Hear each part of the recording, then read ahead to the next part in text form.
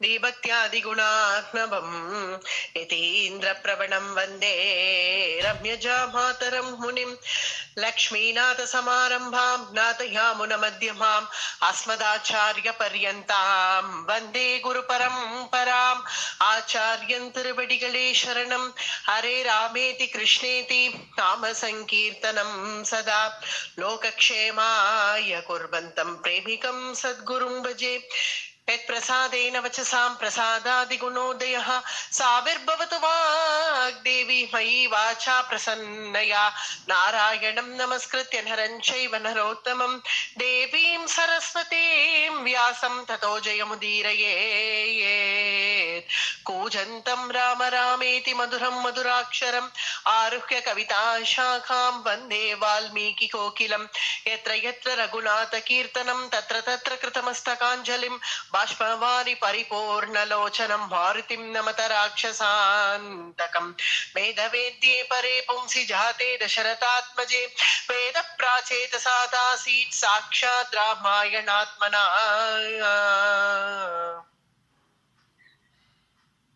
இன்றைய தினம் சுவாமி மணவாள மாமுனிகளுடைய திருவித்யான நாள். அந்த நாள்லயே நமக்கு பரம பாக்கியமாக விபீஷண சரணாகதி கட்டம் அப்படிங்கிறது அமைஞ்சிருக்கு. சுவாமி மணவாள மாமுனிகளுடைய கைங்கரியங்கள்லாம் அவர் நமக்கு காண்பிச்ச பாதை நிஷ்டையெல்லாம் விவரிக்க வார்த்தை அதுக்கான அவகாசம் அப்படின்னு கூட சொல்ல முடியாது. அது அப்படியே போயிட்டே இருக்கும். அவருடைய இந்த நாள்ல விபீஷண சரணாகதி கட்டம் நமக்கு ராமபிரான் அனுகிரகம் பண்ணியிருக்கார். ரொம்ப ஒரு ஆச்சரியமான கட்டம் ராமாயணத்துல. விபீஷண சரணாகதி அப்படிங்கிறது எல்லா பெரியவர்களாலையும் அநேக வியாக்கியானங்கள் அதுக்கு கொடுக்கப்பட்டிருக்கு. இதுக்கு ஒரு நாள் 2 நாள் அப்படிங்கிறது போராது இந்த கட்டத்தை அனுபவிக்கிறதுக்கே. அல்ல யதாசக்தி நாமும் விஸ்தாரமாகவே அனுபவிப்போம் இந்த கட்டத்தை. இப்படி நம்முடைய ஆச்சாரியர்கள் பூர்வாச்சாரியர்கள் அவர்கள்லாம் என்னென்ன வியாக்கியானம் பண்ணியிருக்கார்கள் அப்படிங்கிறதையும் பார்ப்போம். பெரியவாச்சான் பிள்ளையினுடைய வியாக்கியானம் இல்ல ரொம்ப பிரதானமானது. சொல்லி இது ரொம்ப ஒரு மகத்தான கட்டம். ஏன்னா சரணாகதி நம்ம அதிவிஸ்தாரமா திரௌபதி சரணாகதி அனுபவிச்சிருப்போம் மகாபாரதத்துல. அதுதான் ஒரு வசதி. மகாபாரதத்துக்கே அந்த திரௌபதி சரணாகதி அப்படிங்கிற அந்த கட்டம் ஒரு வசதினா, இங்க ராமாயணத்துல விபீஷண சரணாகதி. பொதுவாவே அவன் சரண்யன். இந்த சரண்யன் இடத்துல போய் சரணாகதி பண்ணணும் அப்படிங்கிறதுதான் ஒரு உத்தமமான நிலை.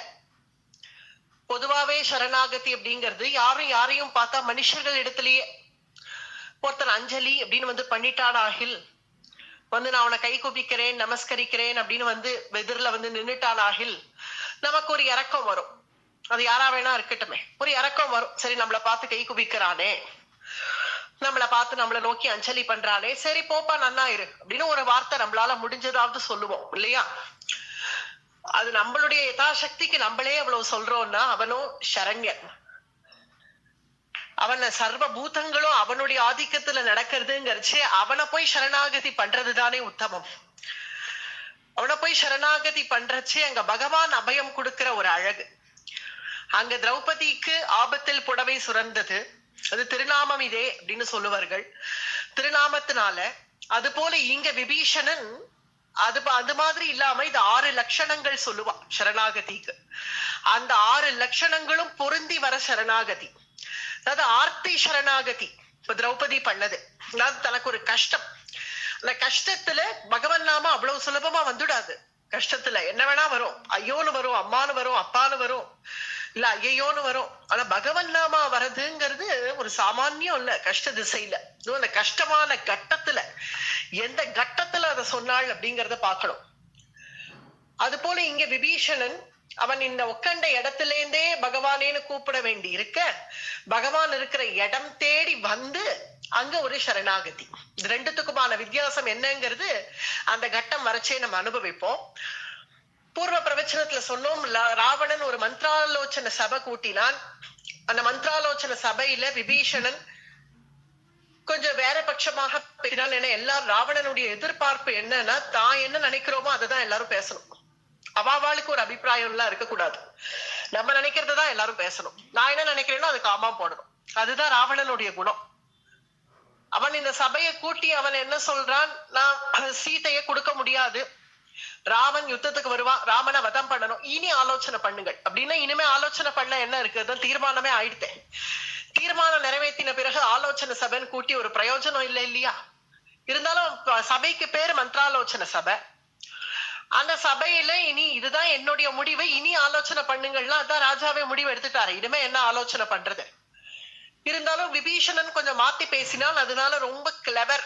ராவணன் என்ன பண்ணிட்டான், பட்டுன்னு சபையை கலைச்சிட்டான்.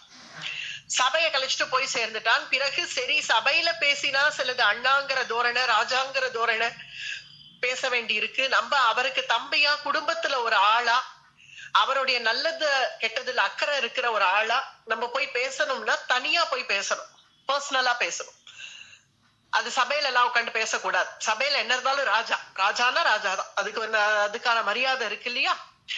சரி தனியா போய் பேசலாம் அப்படின்னு நினைச்சவர் அன்னைக்கு காலமே எழுந்துண்டார், விடியற் காத்தால எழுந்துண்டார். எழுந்து அனுஷ்டானங்கள் எல்லாம் பூர்த்தி பண்ணிட்டு நேர ராவணனுடைய கிரகத்துக்கே போயிடலாம்னு கிளம்பி வந்துட்டார். இந்த இடத்தான் வால்மீகி வர்ணிக்கிறார். ஏன்னா இது விபீஷணனுக்கு இது விஜய யாத்திரை. ஏன்னா தான் எங்க போக போறோம், எங்க என்ன தனக்கு கிடைக்க போறது எதுவுமே தெரியாம சில பேர்களுக்கு பாக்கியம்ங்கிறது அப்படி வந்து சேரும். தத பிரத்யுஷசி பிராப்தே பிராப்த தர்மா நிச்சயः ராட்சசாதிபதேர்வேஷ்ம பீமகர்மா விபீஷணः பீமகர்மா விபீஷணः. பீமகர்மா பயங்கரமான காரியம் செய்யறவர். இது பூர்வ பிரவச்சனத்திலே சொன்னோம். என்ன பயங்கரமான காரியம் அப்படி விபீஷணர் பண்ணிட்டார் அப்படின்னு பார்த்தா, ராவணனுக்கு புத்திமதி சொல்றதே ஒரு பயங்கரமான காரியம். சொல்ல முடியாது அப்படிலாம் ராவணனுக்கு. என்ன ராவணன் என்ன சொல்றானோ அதை தான் மத்தவா கேட்கணுங்கிறது அவனுடைய குணம்ங்கிறது இப்ப சொன்னோம் இல்லையா? எதிர்த்து பேசினான் மாரீச்சன், அவன் கதி என்ன ஆச்சு? ஒரு அடுத்த க்ஷணம் வாழை எடுத்தான் இல்லையோ, வெட்டிடுவேன். இப்ப அதுதான் தனக்கும் ஆக போறதுன்னு தெரியும் விபீஷணனுக்கு. தெரிஞ்சே வரார்னா பின்ன எவ்வளவு பயங்கரமான காரியம். அதனால பீம கர்மா விபீஷணஹா உள்ள வரார். வந்த அப்பவும் சில அந்தரங்க ஆலோசனை பண்ணிட்டு இருக்கான் ராவணன், சில மந்திரிகளை வச்சுண்டு. வாசல்ல இருக்கக்கூடிய காவலர்கள் சொல்றா, உள்ள மகாராஜா ஒரு பெரிய ஆலோசனையில இருக்கு. ஆலோசனையா? கிரகத்திலையா? பண்ண மாட்டார். ஏன்னா ராவணன் யாரையும் கிரகம் வரைக்கும் விட மாட்டான், அனுமதிக்க மாட்டான். என்ன ஆலோசனையா இருந்தாலும் சபையில தான். சபையில வேணாலும் தனியா போய் யாரையாவது கூட்டுன்னு போய் பேசுவானே தவிர தன்னுடைய கிரகம் வரைக்கும் கூப்பிட்டு வச்சுண்டு ஆலோசனை எல்லாம் இது வரைக்கும் பண்ணினதில்லை. இப்ப பண்றான். ஆலோசனை கிரகத்துல பண்ண மாட்டாரே அண்ணா அப்படின்னா பண்றாரே. உள்ள சில மந்திரிகள் இருக்கா, இப்ப ஆலோசனை ஆயிட்டு இருக்கு. சரி நான் உள்ள போலாமா கூடாதா அப்படின்னு விபீஷணன் கேட்கவும், ராவணனுடைய தம்பி ஒருவேளை வேண்டான்னு சொல்லிட்டா ராவணன் என்ன சொல்லுவனோ, இல்ல அனுப்பிச்சுட்டாலும் என்ன சொல்லுவனோ அது தெரியாதே. இருந்தாலும் சரி தம்பிங்கிற சலுகையில நீங்கள் வந்திருக்கீர், அதனால நீங்கள் உள்ள போலாம் அப்படின்னு காவலர்கள் சொன்ன உடனே உள்ள வந்தார் விபீஷணன். வந்து ராவணனை பாக்குறார். ராவணன், என்னப்பா எங்க வந்த? கார்த்தாலேயே வந்துட்டியே, புறப்பட்டு சீக்கிரமாவே வந்துட்டியே, என்ன விஷயம்? உட்காருப்பா, ஆசனம் எடுத்துக்கோ அப்படின்னு ராவணன் சொல்றான். உட்காந்துட்டார் விபீஷணன்.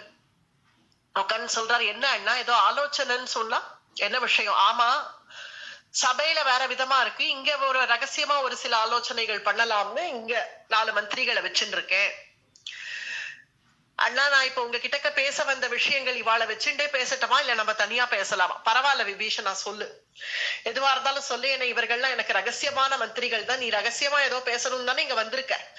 அதனால இவர்கள் எதிரிலேயே சொல்லி இவாளும் நோட் பண்ணிப்பா. நீ சொல்ற பாயிண்ட் எல்லாம் நோட் பண்ணி எனக்கு ஞாபகப்படுத்துவா. ஆனால் நீ என்ன சொல்லணுமோ ஏதோ அந்த விஷயமா தானே பேச வந்திருக்க. நான் நேற்றுக்கு மந்திராலோசனை சபை எதுக்கு கூட்டினேனோ அதுக்காக தானே பேச வந்திருக்க. ஆமா, அப்படி ஆகில இங்கேயே சொல்லு. சரி, உங்களுக்கு எதுவும் பிரச்சனை இல்லைன்னா சொல்றேன் அண்ணா. இது வரைக்கும் உங்களுடைய நிலை இப்படி இருந்ததில்லை. என்ன நிலை? என்ன நிலைனா, யக்ஷேஸ்வரனான குபேரனோட யுத்தம் பண்ற காலத்திலயோ, இல்ல அமராவதியான இந்திரனோட யுத்தம் பண்ண காலத்திலயோ இந்த மாதிரி ஒரு நிலை மந்திராலோசனை சபைன்னு நீங்க கூட்டினது கிடையாது. நான் இது வரைக்கும் அறியேன் அந்த மாதிரி நீங்கள் கூட்டி. இப்ப திடீர்னு மந்திராலோசனை சபை, அதுவும் இங்க அந்தரங்க ஆலோசனை, இதெல்லாம் நடக்கிறத பார்த்தாலே உங்களுக்கு புரியலையா? உங்களுக்கு ஒரு விதமான பயம் வந்திருக்கு. பயமா எனக்கா அப்படின்னு நீங்கள் நினைக்கலாம். நான் ராவணேஸ்வரன்னு நீங்க சொல்லலாம், ஆனாலும் உங்களுடைய பயம் பிரத்யட்சமா தெரியறது. ஏன்னா உங்களுக்கே தெரியாம வேணா இருக்கலாம், நீங்க நம்ம ஒளிச்சுக்கிறோம்னு நீங்க நினைக்கலாம். ஆனா முன்பு இருந்த சோபை இப்ப உங்க முகத்துல இல்ல. பார்த்தாலே தெரியறது. முன்னாடி எப்படி கம்பீரமா இருப்பீர்களோ அது போல அந்த சோபையெல்லாம் குறைஞ்சிடுது. அந்த முகத்துல அந்த ஒரு கலை இருக்கும் இல்லையா, அந்த அது இல்ல உமக்கு இப்போ. ஏற்கனவே நான் சொன்னது போல பல அபசகுணங்கள் ஆறுது. எங்க பார்த்தாலும் விமான கலசத்துல கழுகு வந்து உட்கார்றது, அங்க எங்க பார்த்தாலும் கீரியும் பாம்புமா அங்க சுத்திண்டு கிடக்கு. எல்லாருடைய கிரகத்து வாசல்லையும் திடீர்னு பாம்பு வருது, அதை கொத்துறதுக்கு கீரி வேற வருது. அங்க பசுக்கள்லாம் அதனுடைய முளை காம்புல ரத்தம் தான் வருது, பால் கறக்க மாட்டேங்கிறது. இந்த மாதிரி எல்லாம் அபசகுணங்கள். அதுவும் ஹபிசுல ஹவிர் பாகங்கள்ல தேவதைகள் பிரசன்னமாக இல்ல, நெய்யில வந்து எறும்பு ஈயும் வைக்கிறது. இந்த மாதிரி இது வரைக்கும் லங்கை இருந்திருக்கா சொல்லுங்கள். இந்த அபசகுணங்களுடைய விசேஷங்கள் எல்லாம் எடுத்து பார்த்தா உங்க ஜாதகமும் இப்ப சரியில்லை. ராஜஹானி ஏற்படும் அப்படின்னு இப்ப சொல்றது. லங்கைக்கு இப்ப ராஜஹானி ஏற்படுற கட்டம்னு வருது. இங்க லங்கையில இப்ப ராஜா நீங்கள் தான். உங்க ஜாதகத்தையும் பார்த்தா இப்ப அது சரியான படி இல்ல, தேவதைகள் பிரசன்னமாக இல்ல. அதனாலதான் சொல்றேன், நீங்க உங்க அடத்தை விடுங்க. உங்க அடத்தை விட்டு ராமபிரான புரிஞ்சுக்கோங்க. கொஞ்சம் புரிஞ்சுக்க முயற்சி பண்ணுங்க. என்ன புரிஞ்சுக்கணும்பா, என்ன புரிஞ்சுக்கணும் இப்போ? என்ன நீ புரிஞ்சுட்ட, என்ன நான் புரிஞ்சுக்கல சொல்லு அப்படின்னு ராவணன் கேட்கிறான். நான் இப்ப என்னன்னு சொல்லுவேன்? இப்ப ராமபிரானுடைய ஒரு சில குணங்களை எடுத்து சொல்லலாம்னு சொன்னா அது எல்லா குணத்துக்கும் இருப்பிடமா ராவணனும் இருக்கான். எல்லா குணத்துக்கும் என்ன ஏதாவது ஒரு விசித்திரங்களை காட்டலாம்னா, இப்ப ராமபிரான் மலையே தூக்கினார்னா நான் கைலாசத்தையே தூக்கியிருக்கேனேடா போடாம்பா. ராமபிரான் சமுத்திரத்திலேயே அணை போட வல்லவர் அப்படின்னா நான் சமுத்திரத்து மேலேயே ஏறி நடப்பேன்டானுவான். மாதிரி எல்லா இருப்பிடத்துக்கும் அவனும் ஒரு உதாரணமா இருக்கிறதுனால மாயாஜாலங்கள் அப்படி காண்பிச்சு இவன் ஈஸ்வரன் நிரூபணம் பண்ண முடியாது. அத சொன்னாலும் ராவணன் ஏத்துக்கவும் மாட்டான். ஏன்னா அத்தகைய மாயாஜாலங்கள்ல துரியோதனன் பண்ணலையோ. ஜலஸ்தம்பம் பண்ணிட்டு உள்ள போய் உக்காண்டானே துரியோதனன். அதனால அவன் என்ன சொல்லிட்டான், விஸ்வரூபம் கிருஷ்ணனை காண்பிச்ச உடனே அதுவே மேஜிக்ட்டான், அதுவே மாயாஜாலம்னு போயிட்டான் இல்லையா. இந்த மாதிரி அசத்துக்கள்லாம் இப்படிதான் பேசும். பகவானுடைய அந்த விசித்திரமான குணங்கள் எல்லாம் சிலது எடுத்து காண்பிச்சா கூட இதெல்லாம் மாயாஜாலம்னுட்டு போயிடும். அதனால ராவணன் அதெல்லாம் சொன்னாலும் இப்ப ஏத்துக்க போறது இல்ல. இருந்தாலும் பின்ன என்ன சொன்னா ஏத்துப்பான் அப்படின்னு பார்த்தா, எல்லா மகிமையும் இருந்து ஆனா ஒரு மகிமை இல்லாதவனை போல, சர்வ ஜகத்தையும் தான் ஆட்டி வைக்கக்கூடிய பிரபு ஆன ஜகத்துக்கு கட்டுப்பட்டது போல, சர்வ சரண்யனா இருக்கிறவன் இப்ப சரணாகதி பண்ணவன் போல, அப்படி வந்து இருக்கிறவன் தான் இந்த ராமபிரான் ஈஸ்வரன். தாத ராமனஹி நரபூபாலா புவனேஸ்வர காலஹு கரகாலம் பிரம்ம அநாமய அஜ பகவந்தா வியாபக அஜித அநாதி அனந்தா கோத்விஜ தேனு தேவஹிதகாரி கிருபா சிந்து மானுஷதனுதாரி ஜனரஞ்சன பஞ்சன கலப்ராதா வேத தர்ம ரட்சக சுனுபிராதா. துளசிதாசர் ராமச்சரித்த மானஸ் இங்க ராமபிரானுடைய குணங்கள் எப்படி வர்ணிக்கிறார் அப்படின்னு பார்த்தா, இங்க விபீஷணன் வால்மீகி என்ன சொல்லியிருக்காரோ அது அப்படியே ராமச்சரித்த மானஸ்ல துளசிதாசர் இப்படி வர்ணிக்கிறார். அதாவது உன்னையே யாராவது ஒரு 10 நிமிஷம் பார்த்துட்டு இருக்காளான்னு சொல்லு. விபீஷணனுக்கு சொல்றான், ராவணனையே ஒரு 10 நிமிஷம் பார்த்துட்டே இருக்கா, பார்க்க தெவிட்டாத ஒரு முகம் அப்படின்னு இருக்கா. 5 நிமிஷம் உன்னை பார்க்க மாட்டேங்கிறான் எவனும். பார்த்தாலே ஒரு பயம் தான் ஏற்படுறது. ஒண்ணு நீ 10 தலையை வச்சுட்டு இப்படி ஒரு ஆட்டிண்டு நீ இப்படி வந்து நின்னா, 10 தலையும் ஒரு ஆட்டிண்டு வந்து நின்னா உன்னை கண்டா பீதி தான் வருது, பயம் தான் வருது. ஆனா ராமபிரானும் அப்படி இல்ல. ஜனரஞ்சன பஞ்சன கலுபிராதா, அப்படி ஜனரஞ்சனம், அப்படி ஜனம் மொச்சிண்டு கிடக்கும் ராமபிரான. ராமபிரானுடைய பரிவாரத்துல எல்லாரும் உண்டு. அது ஏன், எதனால? அந்த பிரபுனுடைய அந்த அப்ராகிருத அந்த திருமேனி, அந்த திவ்யமங்கள விக்கிரகம், அப்படி பார்க்க தெவிட்டாத அந்த மங்கள மூர்த்தி. ஒரு பிரயோஜனம் இல்ல ஆன ஜனங்கள் மொச்சிண்டு இருக்கணும், அதுதான் ராமபிரான். இன்னும் ஒரு பிரயோஜனம் இல்லைங்கிறது ஒரு லௌகீகமா சொல்றது, இது வாஸ்தவமா அது இல்ல. சர்வ பிரயோஜனமும் ராமபிரான பாக்குறது தான். இருந்தாலும் ராவணனுக்கு இப்படி சொன்னாதானே புரியும். இப்ப ராமபிரானால எந்த பிரயோஜனமும் இல்லைனாலும் ஜனங்கள் வந்து மொச்சின் இருக்கா பத்தியா, அதுதான் ஜனரஞ்சன பஞ்சன கலுபிராதா. நீ பாத்திருக்கியோ இவ்வளவு சொல்றிய விபீஷணா, நீ பாத்திருக்கியோனா? நான் பார்க்கல, கேள்விதான். யாரு கேள்வி? பிராட்டி சொல்றாளே, 10 மாசமா உட்காண்டிங்க சொல்லிட்டு இருக்காளே ராம குணங்கள். பிராட்டி தானே சத்சங்கம் விபீஷணனுக்கு. பிராட்டி இதை தானே சொல்றா. நானே ஒரு பெரிய சத்சங்கம் தான், நான் இவ்வளவு தூரம் சொல்லிட்டு இருக்கேன், கேட்க மாட்டேங்கிறியே ராவணான்னு. அது ராவணன் காதுல விழுந்ததோ இல்லையோ விபீஷணன் காதுல விழுந்திருக்கு. நல்ல விபீஷணன் பிராட்டி சொல்றாளே எப்படிப்பட்டவர் ராமர்னு இத்தனை நாட்களா சொல்லிட்டு இருக்க, கேள்விப்பட்டதே நான் உருகிட்டேன். அப்படி இருக்க நிஜமாவே அந்த பிரபுவை பாக்குற வரைக்கும் தான். பார்த்துட்டோம்னா இனி வெச்ச கண் வாங்க முடியாது நம்மளால. அது எப்படி அவனும் நம்மள போல பிறந்தவன் தானே அப்படின்னு நீ நினைக்கலாம். அது பிறப்பு மாறி பிறப்பு, நிஜமான பிறப்பு இல்ல. பிரம்ம அநாமய அஜ பகவந்தா, இதுதான் அஜோபிசன் அவ்யயாத்மா பூதானாம் ஈஸ்வரோபிசன். பகவத்கீதை கிருஷ்ணன் சொல்றான், பிறக்காதபடியே பிறக்கிறேன், அழியாதபடியே மறைகிறேன் அப்படின்னு சொல்றான். அஜோபிசன் அவ்யயாத்மா, அதாவது நீ பிறந்தா அதுக்கு பேரு பிறப்பு அர்ஜுனா, நான் எடுத்தால் அதுக்கு பெயர் அவதாரம் அப்படின்னு அங்க கண்ணபிரான் சொல்றான் இல்லையா. ஏன்னா இங்க அது ரெண்டுத்துக்கும் என்ன வித்தியாசம்னு கேக்குறான் அர்ஜுனன்.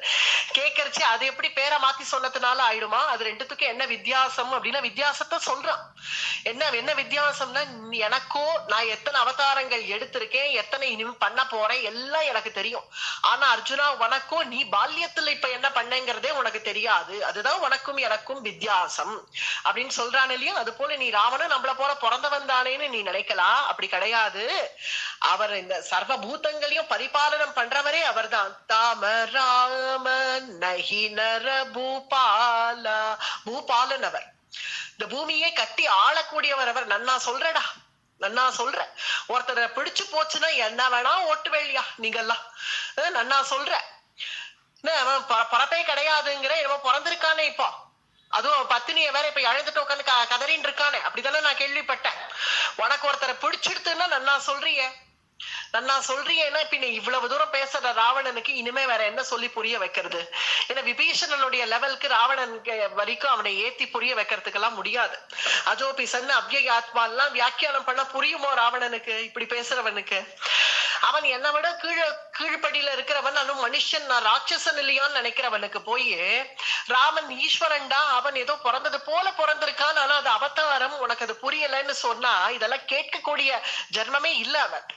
அதனால நன்னா சொல்றிய விபீஷணா, உனக்கு அவனை பிடிச்சு போயிடுத்துங்கிறதுக்காக என்ன வேணா சொல்லுவ போல இருக்கேன் அப்படின்னதும் சரி, இதுக்கு மேல நான் என்ன சொல்றது? சரி அண்ணா வேண்டாம், நான் அவ்வளவு பெரிய விஷயங்கள்லாம் சொல்லல. ஆனா நியாயம் தர்மம் அப்படிங்கிறது ஒண்ணு இருக்கு. நீங்கள் பண்ணது நியாயம் கிடையாது, அதனால நீங்க ராமபிரான் கிட்ட சக்கிய பாவத்தோட போயிடுங்க. போய் ராமபிரான் கிட்டக்க என்ன செய்யணுமோ அவரிடத்துல அதை என்ன பேசணுமோ என்ன செய்யணுமோ அதை செஞ்சுடுறது நல்லதுன்னு எனக்கு தோன்றது அப்படின்னு விபீஷணன் சொல்லதும், சரிப்பா நீ சொல்ல வேண்டியதை சொல்லிட்ட இல்லையா, இதை தானே நீ சொல்ல வந்த, இன்னும் வேற ஏதாவது இருக்கா? இன்னும் வேற எதுவும் இல்லை, இவ்வளவுதான். அப்படியாக சபையில பேசி ஆலோசனை பண்ணிக்கலாம். எதையோ வளரின்னு இருக்க, சபையில வந்து பேசி ஆலோசனை பண்ணலாம். சரி அவ்வளவுதான், இனி இதுக்கு மேல அவ்வளவுதான், இனிமே புரிய வைக்க முடியாது. நம்மளால ஆனா எல்லா முயற்சியும் பண்ணியாச்சு, இனிமே கேட்கலன்னா இனி அவன் பாடு, அவ்வளவுதான். இனி ராவணன் தலையெழுத்து அப்படின்னு நினைச்சுட்டு விபீஷணனும் புறப்பட்டுட்டார். புறப்பட்டு இனி மந்திராலோசனை சபை மறுபடியும் கூடி இருக்கு. விபீஷணனுக்கு இங்க வர்ணிக்கிறார் வால்மீகி விபீஷணனை. அவர் கிளம்புற அழகதான் ராவணனை கூட வர்ணிக்கல, ராவணனை வர்ணிக்கிறதுக்கு அவசியமும் இல்ல வால்மீகிக்கு. ஆனா விபீஷணனை அவ்வளவு ஆசையா பாக்குறாரு, ஏன்னா விஜய் யாத்திரையா புறப்படுறாரே விபீஷணன். இப்படி புறப்பட்டு மந்திராலோசனை சபையில எல்லாரும் வந்து உட்கார்ந்து இருக்கார்கள். சபை கூடி இருக்கு. கடைசியா ராவணன் வரால். மகாராஜா வந்தது, எல்லாரும் எழுந்து நின்றார்கள். ராவணன் எல்லாரையும் உட்கார சொன்னான். பிறகு இங்க சபை எதுக்கு கூடி இருக்கு என்னங்கிறது உங்க எல்லாருக்கும் தெரிஞ்சிருக்கும். நேற்றைய தினம் நான் சொன்னதுதான் அப்படின்னு இந்த சபையை இப்படி சுத்தி பாக்குறான். சுத்தி பார்க்கணுங்கிற சிரமம் கூட இல்ல ராவணனுக்கு. என்ன 10 தலை இருக்கிறதுனால எல்லா தலையும் எல்லா பக்கமும் பார்க்கும். இப்படி பாக்குறான்னு பார்த்தா இன்னைக்கு என்ன ஒரு விசேஷம் இந்த சபையில, கும்பகர்ணன் வந்து உட்காந்துருக்கும். நேத்துக்கு எங்க போனான்னு தெரியல, தூங்கிட்டு இருந்தான் போல இருக்கு. இன்னைக்கு வந்து உட்காந்துருக்கான் கும்பகர்ணன். எழுந்த உடனேவே மந்திராலோசனை சபை ஆறுதுன்னு தெரிஞ்ச உடனே இங்க வந்து உட்காந்துருக்கான். சபை எதுக்கு? என்ன கும்பகர்ணனுக்கு விஷயம் தெரியாது இல்லையா, ஏன்னா இவ்வளவு பெரிய விஷயம் நாட்டுல நடந்திருக்கு, அதெல்லாம் தெரியாது. அவன் பாவம் தூங்கிட்டு இருக்கான் இல்லையா, அவனுக்கு தெரியாது. அதனால கும்பகர்ணனுக்காக விஷயத்த சொல்லணும்னு சொல்றான். என்ன சொல்றான், நீங்க எதுக்கு சபை கூடி இருக்குன்னு உங்க எல்லாருக்கும் தெரியும். நேற்றைய தினமே நான் சொன்னேன், அதையே தான் இன்னைக்கும் சொல்றேன். ஜனஸ்தானத்திலேருந்து சீத்தைய கொண்டு வந்தாச்சு. அவளை அபகரிச்சுட்டு வந்துட்டேன். அவளோ ஒரு சம்வத்சர காலமாக என்னுடைய பர்த்தா கிட்டக்கவே கொண்டு விடுன்னு கதறின்னு இருக்கா. 10 மாசமா सातु संवत्सरं कालं मामयाचत भामिनी प्रतीक्षमाणा भर्तारं राममायत लोचना सातु संवत्सरं காலம் சாத்து சம்பத்சரம் காலம்னா ஒரு வருஷம். அதாவது 10 மாசம் ஆயிடுது இல்லையா? 10 மாசம் ஆனதுனால ஒரு வருஷங்கிறான். ஒரு சம்பத்சரம்னு சொல்றான். சாத்து சம்பத்சரம் காலம் மாமயாச்சத பாமினி. நானும் சரி மாறுபடோன்னு நானும் அங்க கூட இருக்கிற ராட்சசிகள்கிட்ட எல்லாம் சொல்லி எடுத்து சொல்லுன்ட்டு போறேன். கடைசியில அவர்கள் மாறிடுவார்கள் போல இருக்கு. அவ மாறினதாக தெரியல. ஒவ்வொரு தடவையும் நான் போய் நிக்கிறேன், ஏதாவது தேறித்தா, ஏதாவது பிரயோஜனம் ஆச்சான ஒரு பிரயோஜனம் இல்ல மகாராஜாங்கிறான். எப்பவுமே என்ன வேணும், என்ன முடிவெடுத்திருக்க அப்படின்னு போய் கேட்டா, என்னை என் பர்த்தா கிட்டக்கவே கொண்டு போய் விட்டுடுங்கிறான். பிரதீட்சமானா பர்த்தாரம் ராமமாயத லோச்சனாயா. இதுதான் அவள் நிலைமை. அவ அப்படி இருக்கா. ஆனா நானும் சரி, இவ்வளவு தூரம் நம்மளும் முயற்சி பண்ணியாச்சு, எதுவும் பிரயோஜனம் படலைன்னு அதுவும் சரி கொடுத்துருவோமே, சீதை கொண்டு போய் கொடுத்துருவோமே, ராமர்கிட்ட ஒப்படைச்சிருவோமே அப்படின்னா அதெல்லாம் மாட்டேன். என்னுடைய சயனத்துக்கு அவள் வர மாட்டேங்கிறான். நான் சொல்றதை என்னுடைய விஷயங்களுக்கு அவள் இணங்க மாட்டேங்கிறான். சாமேன ஷயமாரோட்டும் இச்சயத்மலகாமினி. நான் அந்த சீத்தை கிட்ட பேசணும் அப்படின்னு நான் போறேன். போய் அவளுடைய சரணத்தை மட்டும்தான் நான் பாக்குறேன். சரணத்தை மட்டும் பார்த்துட்டு அப்படியே நான் பேசிட்டு நான் திரும்ப வந்துவிடுறேன். ராவணன் சொன்ன வாக்கியம் தான் இது. சுலோஹிதலௌ ஷக்ஷனௌ சரணௌ சுப்ரதிஷ்டதௌ. உடனே ராவணனுக்கு ஒரு பெரிய இதெல்லாம் பண்ணிட வேண்டாம். சரணத்தை மட்டுமே பார்த்து பேசுறேன்னா அவ்வளவு பக்தியா என்ன பிராட்டி மேல? அவ்வளவு பக்தி வந்துடுத்தான்ல. சரணௌ சுப்ரதிஷ்டிதௌ. அடுத்த வாக்கியமே அதுக்குதான் இருக்கு. இந்த சரணமே அவ்வளவு அழகா இருக்கும். அந்த சரணமே அவ்வளவு அழகா இருக்கு. வெச்ச கண் வாங்காம தாழ் கண்டார் தாளை கண்டாருங்கிறது போல, வெச்ச கண் வாங்காம அந்த சரணத்தை மட்டுமே பார்த்து பேசிட்டு அப்படியே திரும்பிடுறேன். அப்ப சரணமே அவ்வளவு அழகா இருக்கே, இனி அவளுடைய திருமுகம் எல்லாம் எப்படி இருக்குமோ அப்படிங்கிற ஒரு அனுமானம் தான் எனக்கு. இன்னும் அவளை முழுசா கூட நான் அவள் முகத்தை கூட நான் இன்னும் பார்க்கல. அது எனக்கு ஒரு அனுமானம் தான். சரணத்தை பாக்குறச்சேவே இவ்வளவு அழகா இருக்கே அப்படிங்கிற ஒரு அனுமானத்துல சரி வெச்ச கண் வாங்காம சரணத்தையே பாக்குறோமே, இப்படி தலை தூக்கி அவள் முகத்தை பார்த்துடலாம்னா எனக்கு அவ்வளவு தூரம் முடியல. சரணத்துல வச்ச கண் அப்படியே இருக்கு.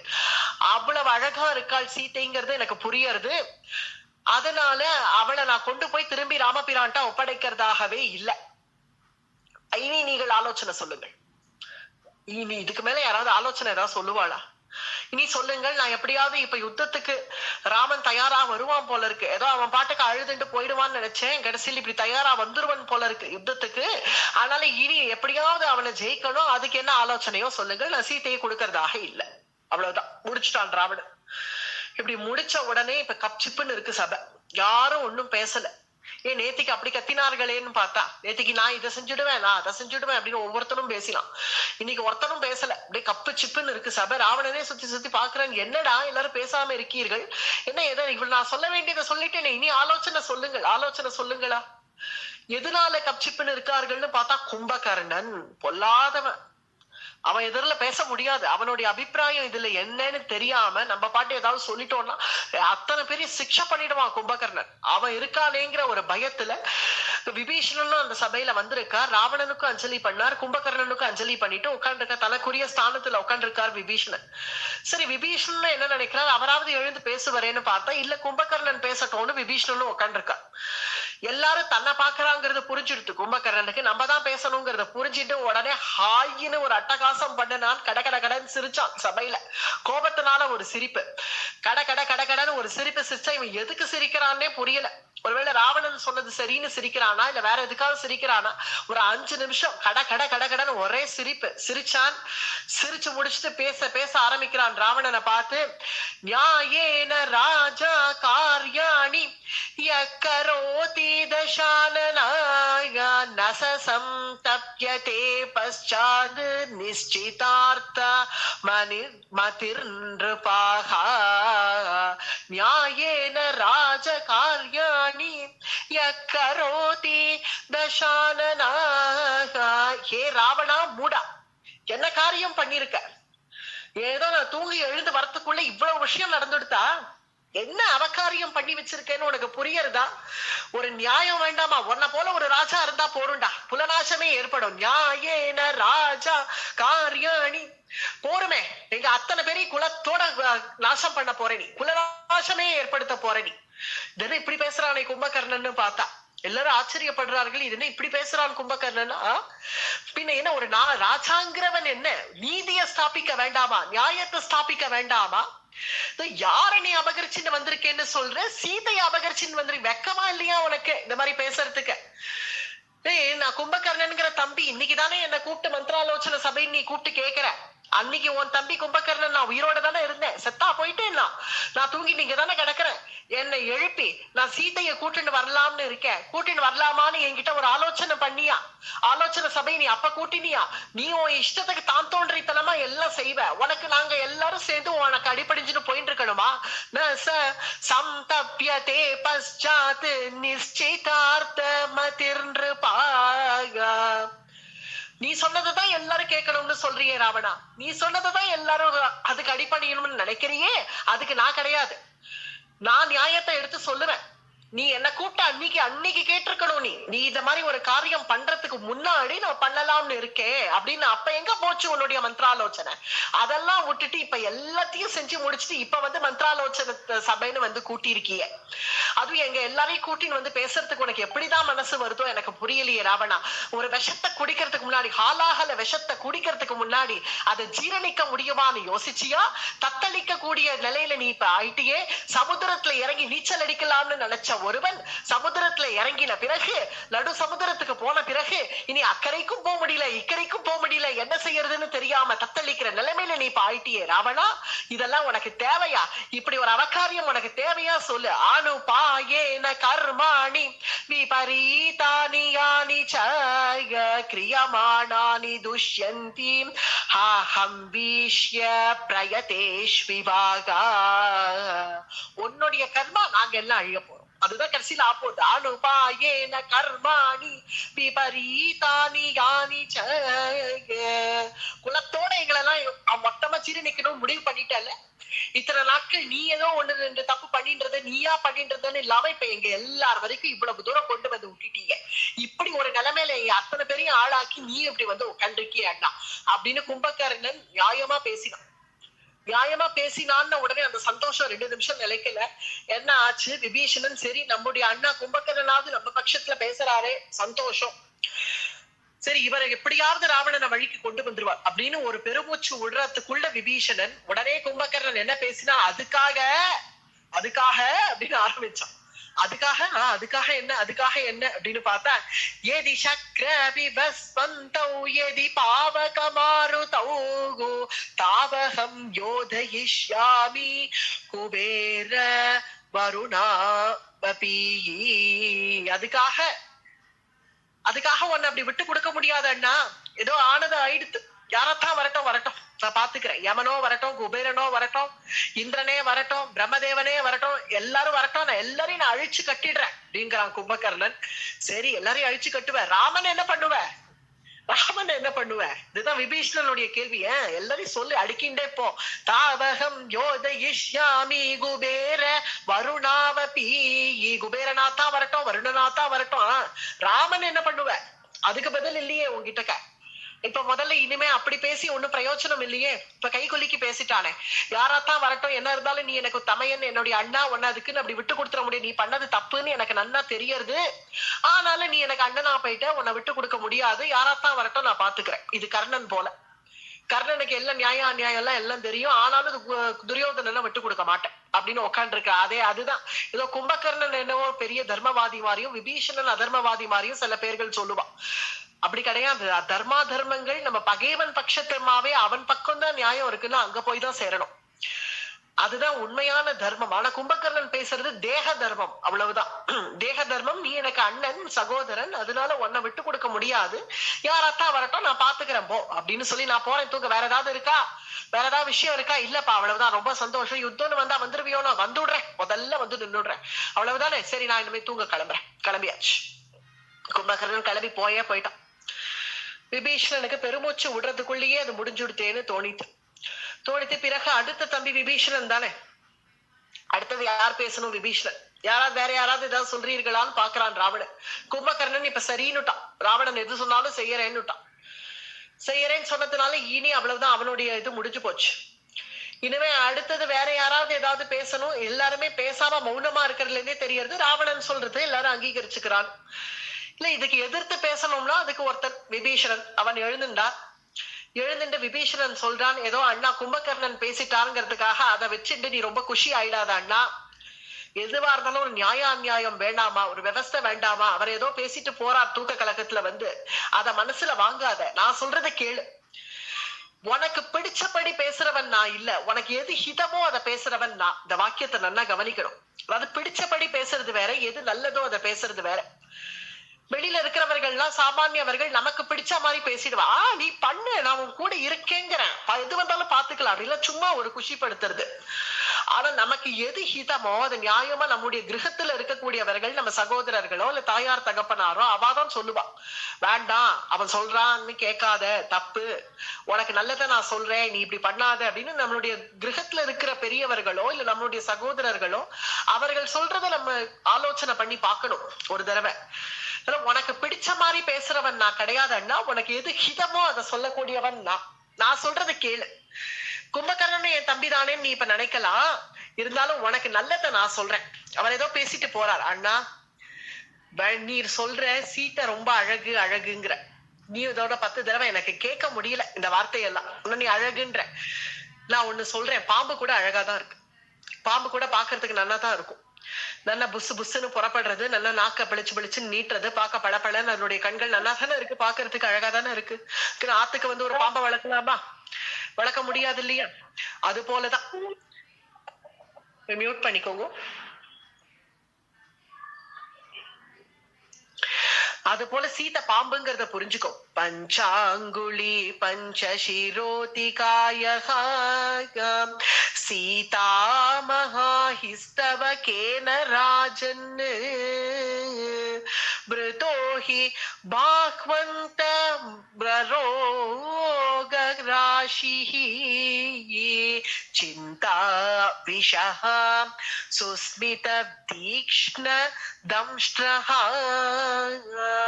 பஞ்சாங்குழி பஞ்சசிரோதிகாய. எவ்வளவு அழகான வாக்கியம். பஞ்சாங்குழி பஞ்ச சிரோதிகாயா, நம்மளுடைய 5 விரல இப்படி நம்ம கையை சேர்த்து வச்சு பாருங்கள். இப்படி 5 விரல இப்படி கையை இப்படி சேர்த்து, இந்த 5 விரலையும் இப்படி சேர்த்து வச்சுட்டு பார்த்தா அது ஒரு பாம்பு போல தெரியும். அந்த கையே பார்த்தா சில நம்ம கைதான், ஆனா அந்த 5 விரலையும் இப்படி சேர்த்து வச்சுட்டா அது ஒரு பாம்பு போல, அந்த படம் எடுத்து நிக்கிற ஒரு பாம்பு போல தெரியும் இல்லையா? அதுதான் பஞ்சாங்குழி பஞ்சசிரோதிகாய. நம் கைதானேன்னு நீ நினைக்கிற, ஆனா அந்த கையிலேயே ஒரு பாம்பு இருக்குன்னு தெரிஞ்சுக்கும். பாம்பு போல ஒரு பிரமை, அந்த கையை பார்த்தாலே நமக்கு தெரியறது இல்லையா? ஏதோ பாம்பு. அந்த பாம்பு, பிடிச்ச பாம்ப ஜாக்கிரதையா, அந்த சீத்தை பாம்பு பிடிச்ச பாம்ப ஜாக்கிரதையா கொண்டு போய் விடுறது நல்லது. சீதா மகா ஹிஸ்தவகேன ராஜன். இது என்ன பிராட்டிய போய் பாம்புன்னு சொல்லிட்டாரு விபீஷணன்னா, ராவணனுக்கு அப்படி அவன் லெவலுக்கு அவ்வளவுதான் சொல்லணும், அப்படிதான் சொல்லணும். அது சொன்னதுனால ஒரு தோஷம் இல்லை. ஆதிசேஷனும் பாம்பு தானே அப்படி பார்த்தா. ஆனா ராவணனுக்கு இது சொன்னாலாவது புரியறதா அப்படின்னு பாக்குறதுக்குதான் விபீஷணன் சொல்றார், சீதா மகா ஹிஸ்தவ கேன ராஜன். பாக்குறச்சு சீத்தை ஒரு கடகடகன்னு ஒரு சிரிப்பு சிரிக்கிறாளே, அது என்ன அலட்சியமான சிரிப்பு, கோபத்தினால அந்த சிரிப்பு. இதோ இப்ப கும்பகர்ணன் சிரிச்சான்ல, அது போல அந்த கோபத்தினால அந்த சிரிப்பு, உன்னை பார்த்து அவள் சிரிக்கிற சிரிப்பு. அதுவும் அவன் சிந்தனையில அவள் என்ன வச்சுட்டு இருக்கான்னு உனக்கு தெரியறதா? சிந்தா விஷகா. விஷகா சிந்தனை பூரா விஷம். என்ன விஷம் தெரியுமா? நீ ஒழிய மாட்டியான்னு மனசுல வச்சுட்டு இருக்கா. உன்னை திருநாய மேனே, புல்லுக்கு சமானமா மதிக்கிறாவோ, ஆனா நீயும் போய் அவள் இடத்துல கெஞ்சின்னு இருக்க. நானும் 10 மாசமா பாத்துட்டு இருக்கேன். நாளுக்கு நாள் உன்னுடைய நிலைமை மோசமாயிண்டே போறது. அவளோ நீ ஒழிய மாட்டியா அப்படிங்கிற அந்த நல்ல பாம்ப பிடிச்ச இடத்துலயே கொண்டு போய் ஜாக்கிரதையா விட்டுடு. ஏன்னா அந்த பாம்புனுடைய சுவாசமே இந்த லங்கையே நாசம் பண்ணிடும். விருத்தோ ஹி பாஹ்வந்தர போக ராஷிஹி சிந்தா விஷஹ சுஸ்மிதம் தீக்ஷ்ணத்ரம்ஷஹ. அது போல நீ ஒழிய மாட்டியான்னு நினைச்சுட்டு இருக்கக்கூடிய அந்த விஷமாகிய அந்த பாம்பை கொண்டு போய் ஜாக்கிரதையா கொண்டு போய் விடுறது உனக்கு நல்லதுங்கிறத தயவு செஞ்சு நான் சொல்றேன், இப்பவாவது புரிஞ்சுக்கோ அப்படின்னு சொன்ன உடனே பிரஹஸ்தன்கிறவன் ஒருத்தன் அவன் எழுந்துக்கிறான் ராவணன் சபையில. அவன் எழுந்து விபீஷணனை பார்த்து கேட்கிறான், என்ன திரும்ப திரும்ப நானும் பாக்குறேன், நீங்க சொன்னதையே சொல்லிட்டு இருக்கேல, திரும்ப திரும்ப என்ன பயம் பயம்னு, அது என்ன உங்களுக்கு அவ்வளவு பயம், என்ன எம்மாத்திரம்னுங்கிற ராமன். ராமனுக்கு போய் இவ்வளவு பயப்படுறீங்க, இத நான் உங்ககிட்ட எதிர்பார்க்கவே இல்லையே, நான் வதம் பண்ணிடுவேன் அந்த ராமனை, எதுக்கு நீ பயப்படுற? வதஸ்து ராமஸ்ய மயா த்வயா ச பிரஹஸ்த சர்வைரபி ராக்ஷசைர்வாக கதம் பவேதர்த்த விசாரதஸ்ய மஹார்ணவம் தர்த்தூமிவாப்லவஸ்ய. வதஸ்து ராமஸ்ய மயா த்வயா. நான் ராமனை வதம் பண்ணிடுவேன் நானு. இந்த சர்வ ராட்சசர்கள் எதுக்கு இருக்கார்கள்? நாங்கள் அத்தனை பேரை இங்க எதுக்கு உட்காந்துருக்கோம் சொல்லுங்கள்? ஒரு மனுஷன், சாமானிய ஒரு மனுஷன், நம்ம எல்லாம் எப்பேற்பட்ட ராட்சச சக்கரவர்த்தி கீழே இருக்கோம். இதெல்லாம் உங்களுக்கு புரியலையா? அந்த ராமன் எம்மாத்திரம் நினைச்சிட்டு நீங்கள் என்ன, உங்களுக்கு இப்ப என்ன பயம்? எனக்கு புரியலையே. உங்க வரைக்கும் யுத்தம் வந்துருமோன்னு பயப்படுறீங்களா? உங்க விஷயத்துல நாங்க நல்லா புரிஞ்சுட்டு இருக்கோம், நீங்க பாகவதர்னு நாங்க நல்லா புரிஞ்சுட்டு இருக்கோம். நீங்க இப்ப எதுக்கு வந்தீங்க? மந்திராலோசனை சபையில உங்களுக்கு என்ன வேலை? உங்களுக்கு பஜனைக்கு நாழி ஆயிடுத்து, நீங்க கிளம்புங்க அப்படின்னு கிண்டல் பண்ணி விட்டுட்டான் பிரஹஸ்தன். பஜனைக்கு உங்களுக்கு நாழி ஆயிடுத்து இல்லையா, நீங்க கிளம்புங்க அப்படின்ன உடனே கண்ணுல அப்படியே கண்கள் செவந்தது விபீஷணனுக்கு. எழுந்து நின்னார். என்னடா பேசுற நீ? பரட்டிடுவடா பிரஹஸ்தா, நீ பரட்டிடுவ, ராமனை வதமா பண்ணிடுவ, என்ன பேசுற? இது நான் பஜனைக்கு தானே நான் லாய்க்கு. போர்க்களத்துல இருக்கும் என்னுடைய பஜனை, போர்க்களத்துல கூட போய் நான் பஜனை பண்ணுவேன். பஜனையே சில சமயம் போர்க்களமாக போயிடும், பஜனையே போர்க்களமா போயிடுற நாட்கள் எல்லாமும் இருக்கு. ஆனா இங்க விபீஷணன் சொல்றது, போர்க்களத்துல நான் பஜனை பண்ணிட்டே கூட என்னால யுத்தம் பண்ண முடியும், ஆனா ஒரு நியாயம் வேணும். நியாயம் வேண்டாமா? நீ பாட்டுக்கு என்னவோ ராமனை வதம் பண்ணிடுவேன்னு மார்பு தட்டிக்கிறிய. ராம சமுத்திரத்தை தாண்டறதுக்கான ஓடம் நம்ம இடத்துல இல்ல. அதுக்காக தான் நான் இவ்வளவு தூரம் மெனக்கிடுறேன், இவ்வளவு தூரம் நான் பயப்படுறேன். அதுக்கு காரணம் என்ன? ராமன்கிறது ஒரு பெரிய சமுத்திரம். என்ன கையில மர குட்டை நினைச்சியா? சமுத்திரம் அது. அந்த சாகரத்தை கடக்கிறதுக்கான ஓடம் நம்ம இடத்துல இல்ல. அதனாலதான் நான் இவ்வளவு தூரம் பயப்படுறேன். நான் பயப்படுறேங்கிறத வாஸ்தவம். பயப்படுறது எதுக்கு? நான் ஏன் வரைக்கும் யுத்தம் வரப்போறதேன்னு பயப்படுறேன்னு சொல்றையே, அது கிடையாது. நீங்கள்லாம் ஆளுக்காள் பேசுவீர்கள்டா. நீங்க ராவணனுக்கு ஒரு மாதிரி, கும்பகர்ணனுக்கு ஒரு மாதிரி. ஏன் கும்பகர்ணன் இருக்கிறச்சு எழுந்து பேச வேண்டியதுதானே? ஏன் பேசல? பயம் உனக்கு, எனக்கு இல்ல. நான் யார் எதிரிலையும் நான் பேசுவேன் நியாயத்தை. ஆனா பயங்கிறது உனக்கு. ஏன்னா கும்பகர்ணன் எதிரில வேற மாதிரி, ராவணன் எதிரில வேற மாதிரி. இந்த மாதிரி எல்லாம் பேசுறது நீங்கள், நான் கிடையாது. என்ன பார்த்து பயங்கறிய? பயங்கிறது எனக்கு இருக்கு வாஸ்தவமா. எதுக்குன்னா நம் பட்சம் அதர்மம் இருக்கே அப்படிங்கிற பயம். அந்த அதர்மமாகிய பயம் ஒவ்வொரு மனுஷனுக்கும் இருக்கணும், ஒவ்வொருத்தருக்கும் இருக்கணும். அது தர்மத்துக்கு கட்டுப்பட்டு இருக்கு. தர்மத்துக்கு கட்டுப்பட்டு இருக்கிறதுனாலதானே பிரபஞ்சமே நடக்கிறது. அப்படி இருக்கு. அந்த அதர்ம பட்சபாதிகளா இருந்தா அதுக்கும் நாங்க பிரசன்னமாக பேசிட்டீங்க உட்காரவேன்னு நீ எப்படி நினைக்கிற? ராமனை வதம் பண்ணிடுவேன். முதல்ல இந்த பேச்சை நிறுத்து. உன்னால ஒன்னும் பரட்ட முடியாது, ராமபிரான் எதிரில போய் உன்னால நிக்க முடியாது அப்படின்னு விபீஷணன் சொன்னதும் பிறகு இந்திரஜித் எழுந்துட்டான். ராவணனுடைய புத்திரன் இந்திரஜித். அவன் எழுந்து சொல்றான், ஐயே இது என்னதுப்பா? சித்தப்பாவை போய் இந்த சபையில விட்டுருக்க, எதுக்கு இந்த சித்தப்பா இப்ப இங்க வந்திருக்கா? சித்தப்பா இந்த சபைக்கு இல்ல, இவர் வரத்துக்கு லாயக்கு இல்ல. பிரஹஸ்தன் சொன்னதுதான் சரி, இவரை முதல்ல இந்த சபையில இருந்து வெளியில தள்ளுங்கள் அப்படின்னு இந்திரஜித் சொல்றான். இந்திரஜித் அப்படி சொன்ன உடனே இந்திரஜித்த சுவாதீனமா கண்டிக்கிறார் விபீஷணன். டை வாய முடிடா, பேசாத, நீ எல்லாம் பேசுறதுக்கு லாயக்கே இல்ல. ந தாத மந்திரே தவ நிச்சயோஸ்தி பாலஸ்வ மத்யாப்யபிபத்வ புத்திஹி தஸ்மாத் த்வயாயாத்ம விநாசனாய வஜோர்த்தஹீனம் பஹுவிப்ர லப்தஹ ந தாத மந்திரே தவ நிச்சயோஸ்தி. ஏதோ சின்ன வயசுல, நீ சின்ன வயசுல ஒரு காலத்துல ஏதோ நீ இந்திரனை பிடிச்சுன்னு வந்து நம்ம சிறையில வச்சுட்டியான். அதனால அன்னில இருந்து உன் பேரு இந்திரஜித்துன்னு நீயே வச்சுட்டு இருக்கிய. உனக்கு யாரும் உனக்கு அந்த பேரை வைக்கல, நான் வைக்கல. உனக்கு அந்த பேரை முக்கியமா உன் அப்பா வச்ச பேரு இல்ல, உனக்கு இந்திரஜித்துங்கிறது நீயே வச்சுட்டு இருக்க. நீயே வச்சுட்டு இந்திரனுடைய ஜாதகம் ஏதோ அன்னைக்கு சரியில்லை, அவன் உனக்கு அகப்பட்டுட்டான், வந்து ஒரு நாள் அவனை சிறையில வச்சுட்டேங்கிறதுக்காக நீ ஏதோ பேசிட்டு இருக்கிய. பாலஸ்வமத்யாப்யாபி வக்ம புத்திஹி. இது இந்த வாக்கியத்துக்கு அர்த்தம் பிஞ்சில பழுத்த பயல, பிஞ்சில பழுத்த பயலைங்கிறான் விபீஷன். இந்திரஜித்த நீ ஏதோ என்ன பிஞ்சில பழுத்த பயன், நீ எல்லாம் பேசுற, நேத்திக்கு மலைச்ச வேண்டாம் நீ வந்து இந்த மந்திராலோசனை சபையில உட்காந்து நான் இங்க உட்கார்றதுக்கு லாயக்கில்ல, என்ன வெளியில போன்னு சொல்றியே, நீ முதல்ல நீ வெளியில போகணும். வாஸ்தவமா பார்த்தா நீ எல்லாம் இங்க உட்காரக்கூடாது. உன் ஒப்பனை சொல்லி பிரச்சனை இல்லடா, அவனை கெடுக்கிறதே நீதான். உன்ன மாதிரி ஒரு பிள்ளை இருந்தா போதும், உன்ன மாதிரி ஒரு பிள்ளை இல்ல உன்ன மாதிரி ஒரு மந்திரி ஒரு அரசனுக்கு இருந்துட்டா அவ்வளவுதான். அந்த அரசன் நாசமா போறது, அந்த நாடு நாசமா போறது ஒன்னாலதான். பாலஸ்வ மத்யாப்யவிபக்வ புத்திஹி. உன்னுடைய புத்தி நீலா, உன்னுடைய இந்த சின்ன அல்ப புத்திக்கு நீலா வந்து பேசக்கூடாது. என்ன வெளியில போன்னு சொல்றியே, பெரியவர்கள்ட்ட முதல்ல மரியாதையா பேசு, மரியாதையா பழகு. இந்த மாதிரி எல்லாம் என்ன நீ பேசக்கூடாது. இங்க பாரு, எனக்கு இல்லாத அக்கறை உனக்கு என்னடா, அவன் எனக்கு அண்ணா, உனக்கு அப்பா ஆறதுக்கு முன்னாடியே அவன் எனக்கு அண்ணா, எனக்கு அவரிடத்துல இல்லாத அக்கறை உனக்கு என்ன திடீர்னு வந்திருக்கு. நான் உன்னை பார்த்து இன்னது செய்யு சொன்ன பிறகு நீ செஞ்சா போறோம், அது வரைக்கும் பேசாம உட்காரணும், புரியுறதா, உட்கார் அப்படின்னு விபீஷணன் சுவாதீனமா அதட்டினார் இந்திரஜித்த. நீ சுவாதீனமா அதட்டின உடனே ஒரு வந்ததே கோபம் ராவணனுக்கு. என் பையனை சொல்லிட்டானே, அது என்னமா என் பையனை சொன்னான், என் பிள்ளை எப்படி சொல்ல முடியும் இவன். இதே கட்டம் மகாபாரதத்துல வந்து திருதராஷ்டிரன் எதிரில இந்த சூதாட்ட கட்டத்துல விதுரர் கண்டிக்கிறார் துரியோதனனை. அங்க அந்த ஸ்லோகங்கள் எல்லாம் பார்த்திருக்கோம். மடையான்னு சொல்றார், ஹே மூடான்னு சொல்றார்.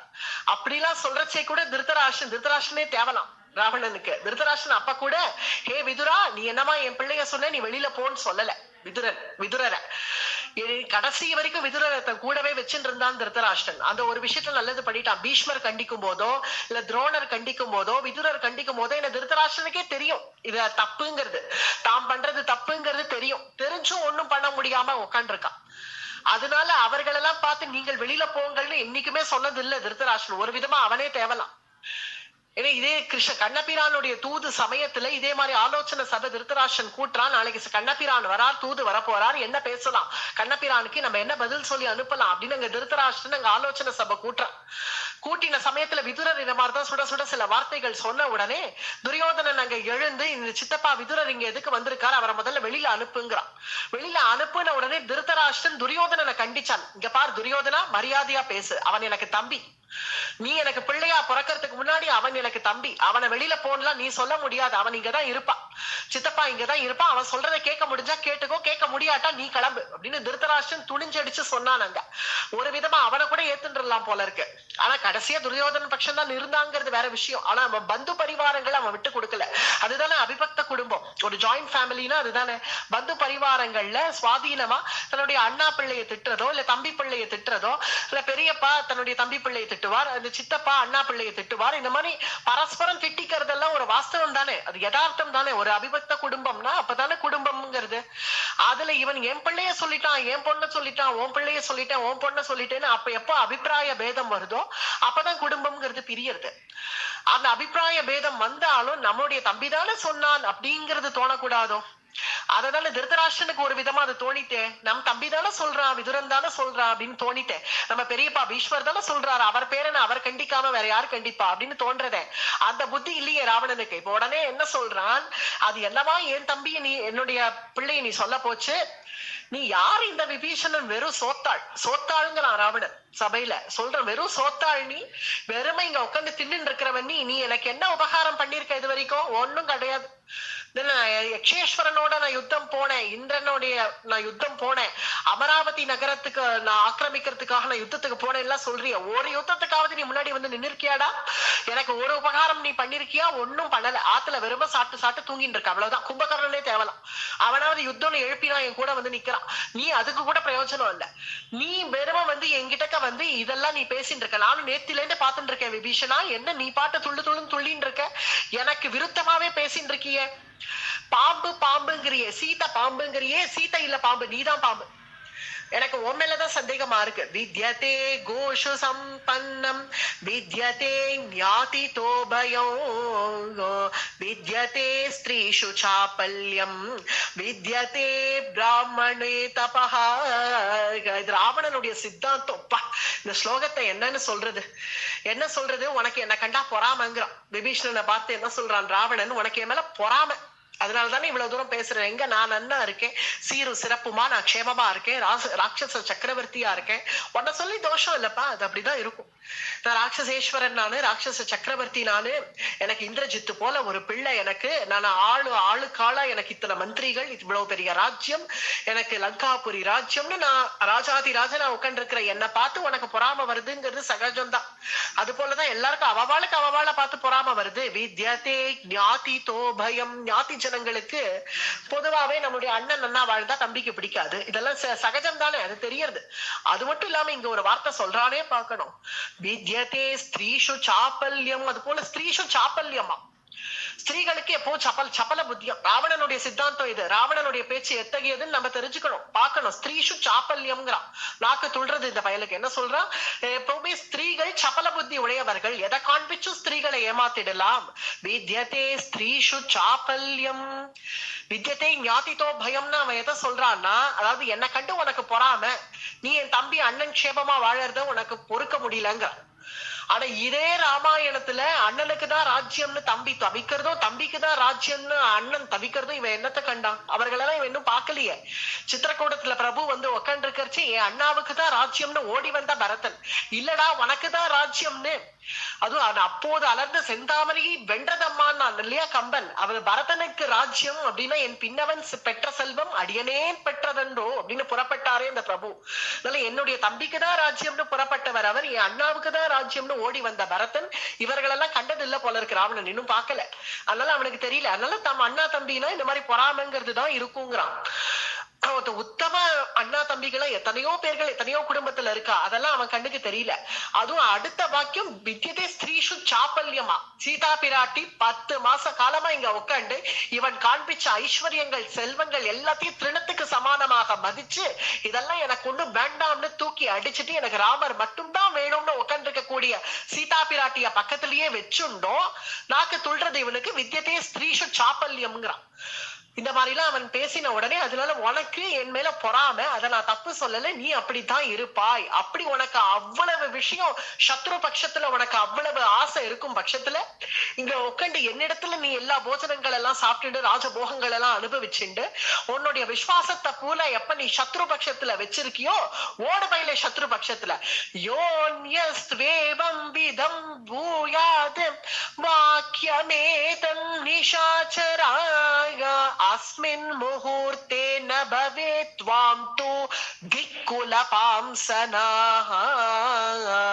பாம்ச திக்குல பாம்சனா சி ஓட பயில சத்ரு பட்சத்துல அப்படின்னு தன்னுடைய சிம்மாசனத்துல உக்காண்டு எட்டி ஒரு விட்டாலே பார்க்கணும் விபீஷணனுக்கு.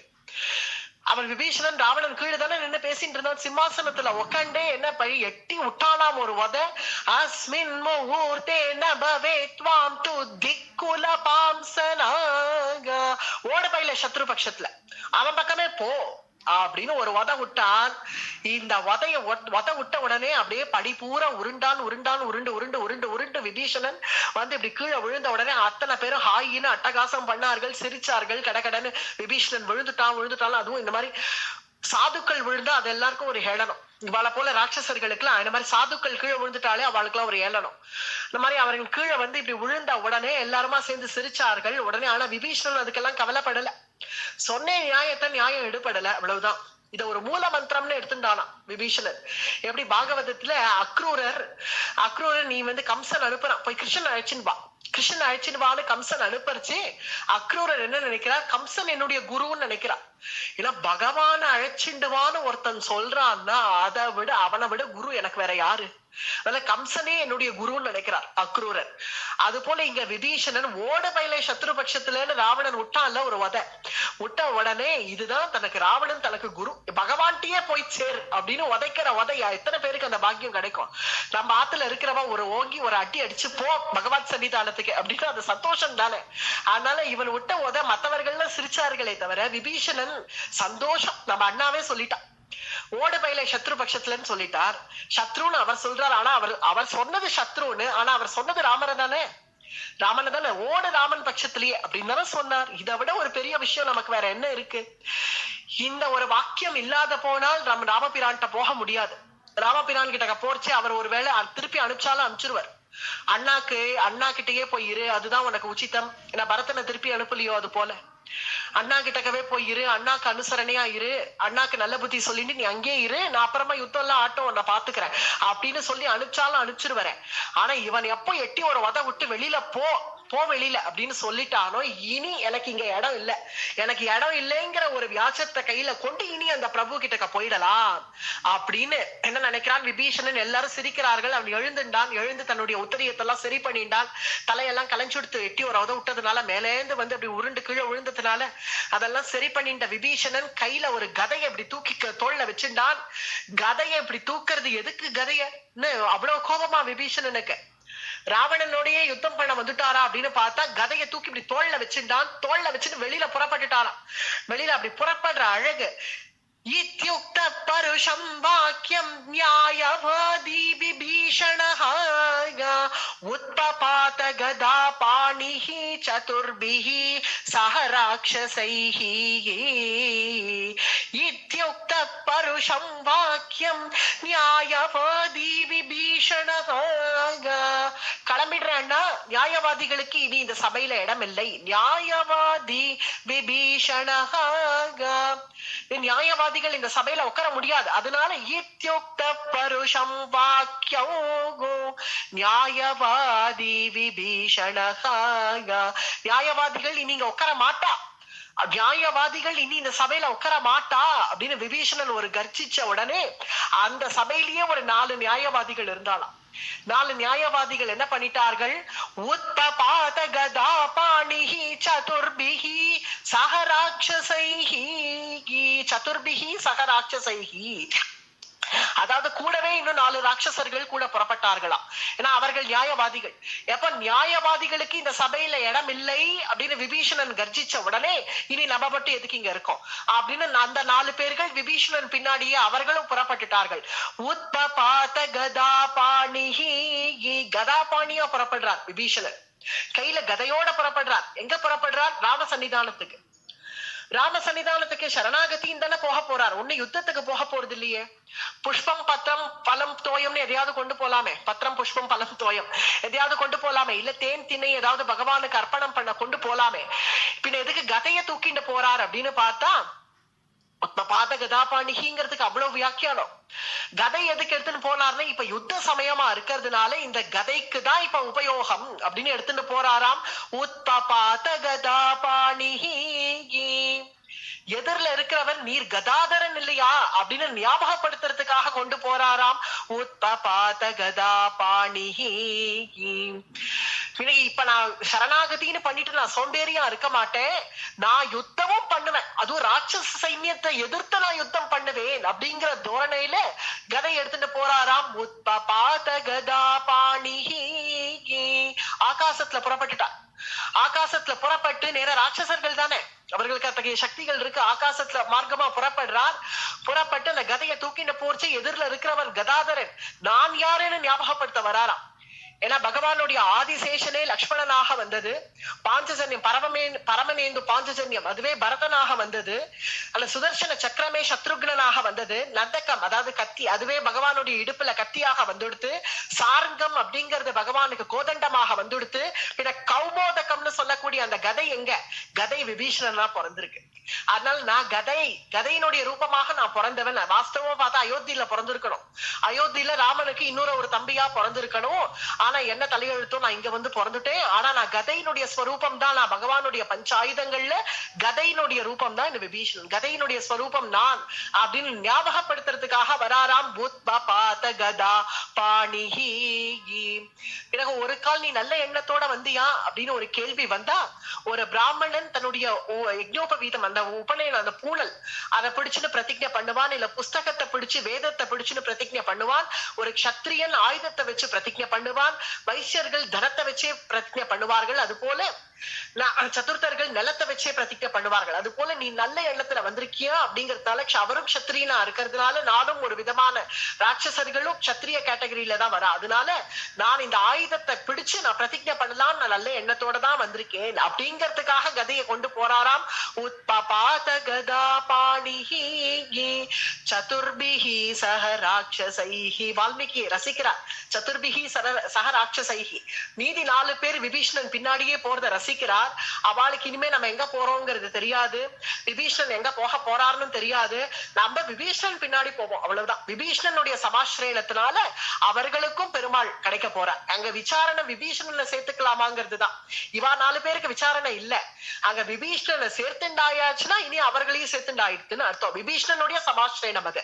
அதனால உத்பாத கதா பாணிஹி சதுர்பிஹி சக ராட்சசைஹி. இப்படி 4 ராட்சசர்கள் விபீஷணனோட கூட சேர்ந்து 5 பேர்களா ஆகாசத்துல நிக்கிறத பார்த்ததும் லங்கையினுடைய பஞ்ச பிராணனே அப்படியே விலகிறது போல இருக்கான். பஞ்ச பிராணன் அப்படியே விலகிறது லங்கையிலேந்து. அப்படி ஆகாசத்துல நின்று விபீஷணன் பேசுறார். பேச என்ன, அதுவும் ஸ்ரீமானுங்கிறார். அந்தரிக்ஷகதஹ ஸ்ரீமான் பிராதாவை ராட்சசாதி பவோகோ. அந்தரிக்ஷகதஹ ஸ்ரீமான், ஸ்ரீமான் அப்படிங்கிறார் விபீஷணனை. ஏன் ஸ்ரீமான்? எல்லா ஸ்ரீயும் விட்டுட்டு போறாரு. ராஜ்யத்தை விட்டுட்டார், சொத்து சுகத்தை விட்டுட்டார், தன்னுடைய பதவியை விட்டுட்டார், தன்னுடைய கிரகத்தை விட்டுட்டார், மனைவி மக்களை விட்டுட்டார், எல்லாத்தையும் விட்டுட்டு புறப்படுறவருக்கு ஸ்ரீமான்.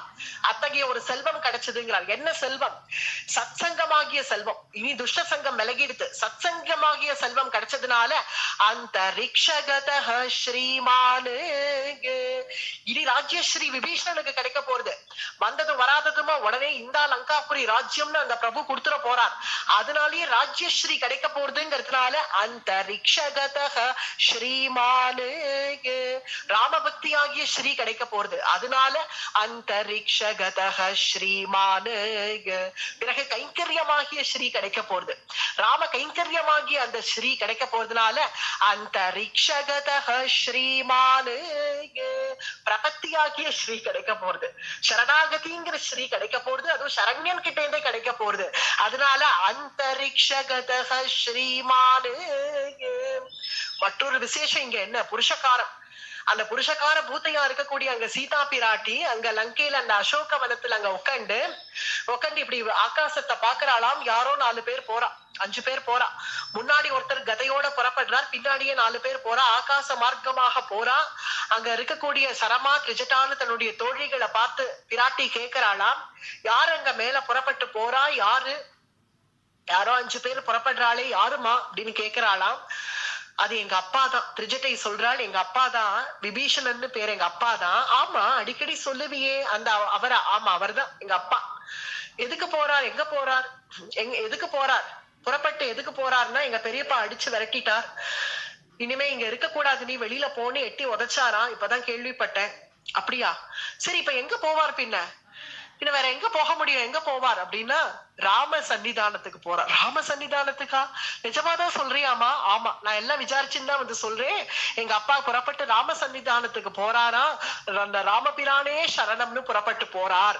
அவர் பின்னாடி கூட இருக்கக்கூடிய அவருடைய தோழர்கள், அவருடைய மந்திரிகள் தான் கூட 4 பேர் பின்னாடி போறா அப்படின்னு உடனே சீதா பிராட்டி குளிர்ந்த பார்வையால கட்டாட்சிக்கிறாளாம். அடடா, இப்படி புறப்பட்டு போறாரு இந்த விபீஷணன். இப்ப கூட பக்கத்துல நான் இல்லையே. பிரபத்தினா கூட அங்க பிராட்டி இருக்கணும், புருஷகாரமா அங்க பிராட்டி இருக்கணும். கூட பக்கத்துல நான் இல்லையே. காகாசுரனுக்கு அங்க அபயப்பிரதானம் பண்ணது போல அங்க பக்கத்துல நான் இல்லையே. பகவான் இவனை உடனே ஏத்துக்கட்டும், எந்த விசாரமும் இல்லாம பகவான் உடனே இவனை ஏத்துக்கட்டும் அப்படின்னு குளிர்ந்த கட்டாட்சத்தோட பிராட்டி அவனை பார்த்ததுனால அந்த ரிக்ஷகதஹ ஸ்ரீமான். ஸ்ரீனுடைய கட்டாட்சம் பட்டதுனாலேயே ஸ்ரீமான். அந்த மகாலட்சுமியா இருக்கக்கூடிய பிராட்டியினுடைய கட்டாட்சம் பட்டதுனால ஸ்ரீமான். அதனால ஸ்ரீமான்னு வர்ணிக்கிறார் வால்மீகி இங்க.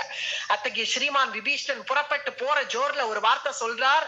ஹே ராவணா, என்னாலதான் எல்லாம் கெட்டுதுன்னு சொல்லிட்டியேப்பா. ஒரு வார்த்தை சொன்னியே, இத்தனை நாட்கள் உனக்காக நான் விசுவாசமா இருந்தேன். என்ன வெறும் சோத்தாள் அது இதுன்னு சொன்னேன். அதெல்லாம் நான் அதை பத்தி எல்லாம் நான் கவலைப்படல. என்ன வேணாலும் சொல்லிக்கோ, நீ ஏதோ என் தமையன் சொல்றேன்னு நான் விட்டுட்டு போறேன். ஆனால் என்னாலதான் உன்னுடைய ராஜ்யமே கெடுறது, என்னாலதான் எல்லாம் நாசமா போறது அப்படின்னு சொன்னையே. நான் இல்லாம நீ க்ஷேமமா இனி என்ன அந்த தொல்லை நான் இருக்க மாட்டேன். நான் தானே சும்மா வந்து நொய்யின்னு தர்மம் நியாயம் எதையோ ஒண்ணு பேசிட்டு இருக்கேன். உனக்கு அதுதானே பிடிக்கல. இனி நான் அங்க இருக்க மாட்டேன், நான் புறப்பட்டுட்டேன். ஸ்வஸ்திதேஸ்து கமிஷ்யாமி சுகீ பவமயா விநாய.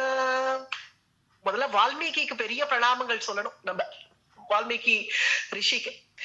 என்ன வாக்கியங்கள் இது? இந்த இந்த வாக்கியத்தை எடுத்து பார்த்தா என்ன சொல்றார் விபீஷணனுங்க? ஸ்வஸ்தி தேஸ்து கமிஷ்யாமி சுகி பவ மயா விநாயகா. நான் இல்லாம க்ஷேமமாயிரு. சுகி பவ மயா விநாயகா. மயா சுகி பவ மயா வினானா, மயானா நான் இருக்கிறதுனாலதானே பிரச்சனைன்னு சொன்னேன். அதனால நான் இல்லாம நீ க்ஷேமமா இரு. சுகி பவ மயா விநாயகா. இது மேலோட்டமா பார்த்தா இந்த அர்த்தம். இதுக்கு நம்ம சம்பிரதாய வியாக்கியானம் எடுப்போம்.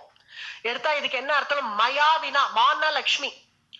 இந்த மயாவினா அந்த மாங்கிற அந்த லக்ஷ்மிய கொண்டு வந்து இங்க வச்சிருக்கியே, அந்த லக்ஷ்மிய கொடுத்துட்டு க்ஷேமமாயிரு அப்படின்னு அர்த்தம். இங்க எல்லாருக்கும் லக்ஷ்மியால க்ஷேமம். லக்ஷ்மி கிரகத்துக்கு வந்தா க்ஷேமம்னு நம்ம சொல்லுவோம். ஆனா ராவணனுக்கு லக்ஷ்மிய கொடுத்துட்டாதான் க்ஷேமம். அதனால சொல்றான், நீ லக்ஷ்மிய கொடுத்துட்டு க்ஷேமமாயிரு. ஸ்வஸ்தி தேஸ்து கமிஷ்யாமி சுகி பவ மயாவினா. மயாவினா அது மான்னா அங்க லக்ஷ்மி. மயாவினா அப்படின்னு நான் இல்லாம சௌக்கியமாறு, லக்ஷ்மிய கொடுத்துட்டு சௌக்கியமாறு. சுகி பவ மயாவினா அப்படின்னு சொல்லிட்டு, இனி நீ க்ஷேமமா இருக்க, உனக்கு க்ஷேம காலம் தான், நான் இனி என்னோட தொல்லை உனக்கு இருக்காது அப்படின்னு சொல்லி பிறகு விபீஷணன் இந்த அக்கறைக்கு இந்த பக்கம் வரான்.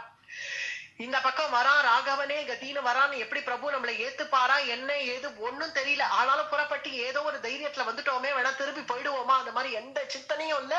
இங்க அப்படியே வரார். வந்து கத்ரார், சர்வலோக சரண்யாய ராகவாய மகாத்மனே நிவேதயதமாம் க்ஷிப்ரம் விபீஷணம் உபஸ்திதம். ஏன்னு கத்ராராம் விபீஷணன்.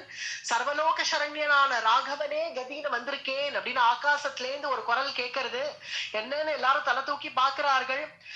சர்வலோக சரண்யாய ராகவாய மகாத்மனே நிவேதயதமாம் க்ஷிப்ரம் விபீஷணம் உபஸ்திதம். அங்க அதை பார்த்த உடனே ஏதோ ஒரு ராட்சசன் வரான்ங்கிறது தெரியறது. அதுவும் கையில கதையோட கூட புறப்பட்டு வரா. கூட வேற இன்னும் 4 பேர் கூட வரா. அதை பார்த்த உடனே வானரர்கள்லாம் யுத்தத்துக்கு ஆரம்பிச்சிட்டார்கள். எல்லாரும் கல்லை எடுத்து அடிக்க ஆரம்பிச்சார்கள் விபீஷணனை. அதுக்காக விபீஷணன் ஒண்ணு வருத்தப்படல, கவலைப்படல. ராமதாசர்கள் என்னை அடிச்சாலும் சரி, என்னை வெட்டி போட்டாலும் சரி, அதை பத்தி நான் கவலைப்படல. எத்தனையோ கற்கள் வந்து விபீஷணன் மேல விழருது, அதை பத்தி எதையும் கவலைப்படாம திருப்பி பிரதியுத்தம் அந்த கதையை தூக்கின்னு வந்திருக்காரு. உத்பபாத கதா பாணிகின்னு அந்த கதையை எடுத்து சும்மா அந்த கற்களை ஒரு தள்ளலாமேனா அதையும் அவர் முயற்சிக்கல. ராமதாசர்கள் தானே, நான் அடிச்சா அடிக்கட்டமே அப்படின்னு இருக்கார். ஆனா அவர் சொல்றது சர்வலோக சரண்யாய, சர்வலோக சரண்யாய. ஹே வானரர்களே, உங்களுக்கு மட்டும் அந்த பிரபு சொந்தம் நினைக்க வேண்டாம். சர்வலோக சரண்யாய, சர்வலோகத்துக்கும் அவரே ஆசிரியம். ஒரு காக்க அடில் கிணில் என்னென்ன உண்டோ அத்தனையும் அவரு தான். எல்லாமே அவரை சேர்ந்ததுதான். அதுவும் நான் ராட்சசன் வந்திருக்கேன், நான் ஒண்ணு அந்நியன் இல்லை அவருக்கு. அதனால உங்கள யாராவது ஒருத்தர் என்னை கொண்டு போய் அந்த பிரபுட்ட சேர்த்துடுங்கள். இந்த பெரியவாச்சான் பிள்ளை வியாக்கியானம் எப்படி எல்லாம் இருக்கும் இதுக்குன்னு பார்த்தா, அதாவது அடியாருக்கு தான் பிரபத்தியோடைய பத்ததி. பிரபத்தியோட பத்ததி. நான் வந்திருக்கேன், நான் பெருமாளை பார்க்க போறேன், நீங்கெல்லாம் யாருடா வழிய விடுங்கள், நான் பெருமாளை பார்க்க போறேன் அப்படின்னு இருக்காதான் பிரபத்தி. பிரபத்தி என்ன இருக்கும்? ஏற்கனவே ராமபிரான ஆசிரியிச்சு இருக்கக்கூடிய நீங்கள் உங்கள யாராவது ஒருத்தர் என்ன அழைச்சிட்டு போய் அந்த பிரபுவனுடைய திருவடியில சேர்த்துடுங்கள். பாகவத சமாஸ்ரயணத்தினால நான் வரேன் அப்படின்னு விரும்புறான் அத விபீஷணன். அதனால பாகவதர்கள் அவர்களுடைய சிபாரிசின் பேர்ல நான் போய் பிரபுட்ட ஒட்டின்றலாம் அப்படின்னு நினைக்கிறவன் சர்வலோக சரண்யாய, சர்வலோக சரண்யனால அது ஒரு ராகவாய, ரகுவம்சத்துல வேற வந்திருக்கார். அதுவும் அவர் சாமானிய வம்சம் இல்ல, ரகுவம்சம். ரகுவம்சத்துல அது அவர்களுக்கு கோத்திர தர்மம் வேற. என்ன, தன்னை ஆசிரியிச்சு வந்தவர்களை கைவிடவே கூடாது அப்படிங்கிறது அவருடைய தர்மம். அதனால ரகுவம்சத்துல வந்தவர் அவர் என்ன நிச்சயம் கைவிட மாட்டார். சர்வலோக சரண்யாய ராகவாய மகாத்மனே, மகாத்மனே. அதுவும் அவர் மகாத்மாவானவர். ஏன்னா அந்த ரகுவம்சத்திலே சில அசமஞ்சுக்கள்லாம் இருக்கு.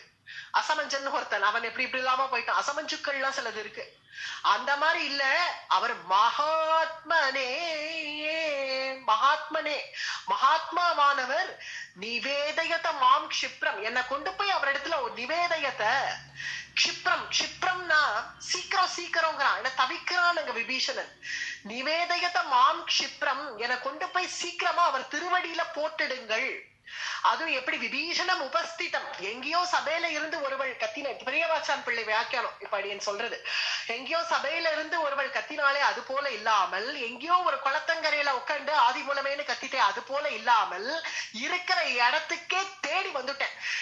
விபீஷணம் உபஸ்திதம், இருக்கிற இடத்துக்கே தேடி வந்த என்ன அடியார்கள் யாராவது, என்னை ஏற்கனவே பிரபத்தி ஆனவர்கள் யாராவது ஒருத்தர் என்னை கொண்டு போய் அவருடைய திருவடியில சேருங்கள்.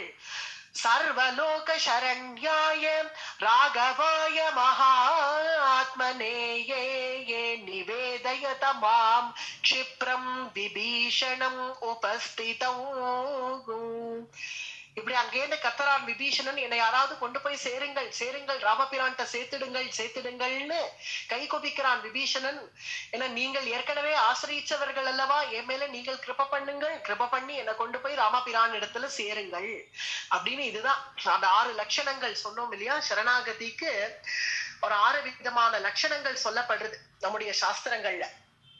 அந்த 6 லட்சணங்களும் பொருந்தி இருக்கணும் சரணாகதினா. ஆனுகூல்யஸ்ய சங்கல்பஹ, பிராதிகூல்யஸ்ய வர்ஜனம், ரக்ஷிஷ்யதீதி விஸ்வாசஹ, கோத்ருத்வ வரணம் ததா ஆத்ம நிக்ஷேப கார்பண்யே ஷட்விதாக சரணாகதி அப்படின்னு. இது நம்மளுடைய ஆகம சாஸ்திரம், சரணாகதியினுடைய ஆகம சாஸ்திரம். முதல்ல ஆனுகூல்யஸ்ய சங்கல்பஹா அப்படின்னா பகவானுக்கு அனுகூலமான விஷயத்தையே பேசுறது, பகவானுக்கு அனுகூலமான விஷயங்களை செய்யறது. கண்ணபிரானே இதுதானே கீதையில சொல்றான், தஸ்மாத் சாஸ்திரம் பிரமாணம் தேனி, எல்லா சாஸ்திரோச்சிதமான செய்கைகளை என்னுடைய பக்தன் செய்யணும். அகம் பக்த பராதீனகாங்கிறதெல்லாம் வாஸ்தவம் தான். ஆனா அபிஷேத்து துராச்சாரகான்னு பகவான் தான் சொல்லியிருக்கான். என்னுடைய பக்தன் என்னுடைய பக்தன் சொல்லிட்டு அவன் நான் எல்லா துராச்சாரத்தோடையும் இருப்பேன், நான் 12 மணிக்கு தான் எழுந்துப்பேன், அதுவும் எழுந்ததே சரின்னு உடனே காஃபி வாயில விட்டுன்றணும், அதுக்கப்புறம் நான் அனுஷ்டானம் எல்லாம் எதுவும் வேண்டாம், ஸ்நானம் எல்லாம் வேண்டாம், அப்படியே போய் என்ன ஆகாரமோ அதை சாப்பிட்டுடணும். இந்த மாதிரி எல்லாம் அபிஷேத்து துராச்சாரகா.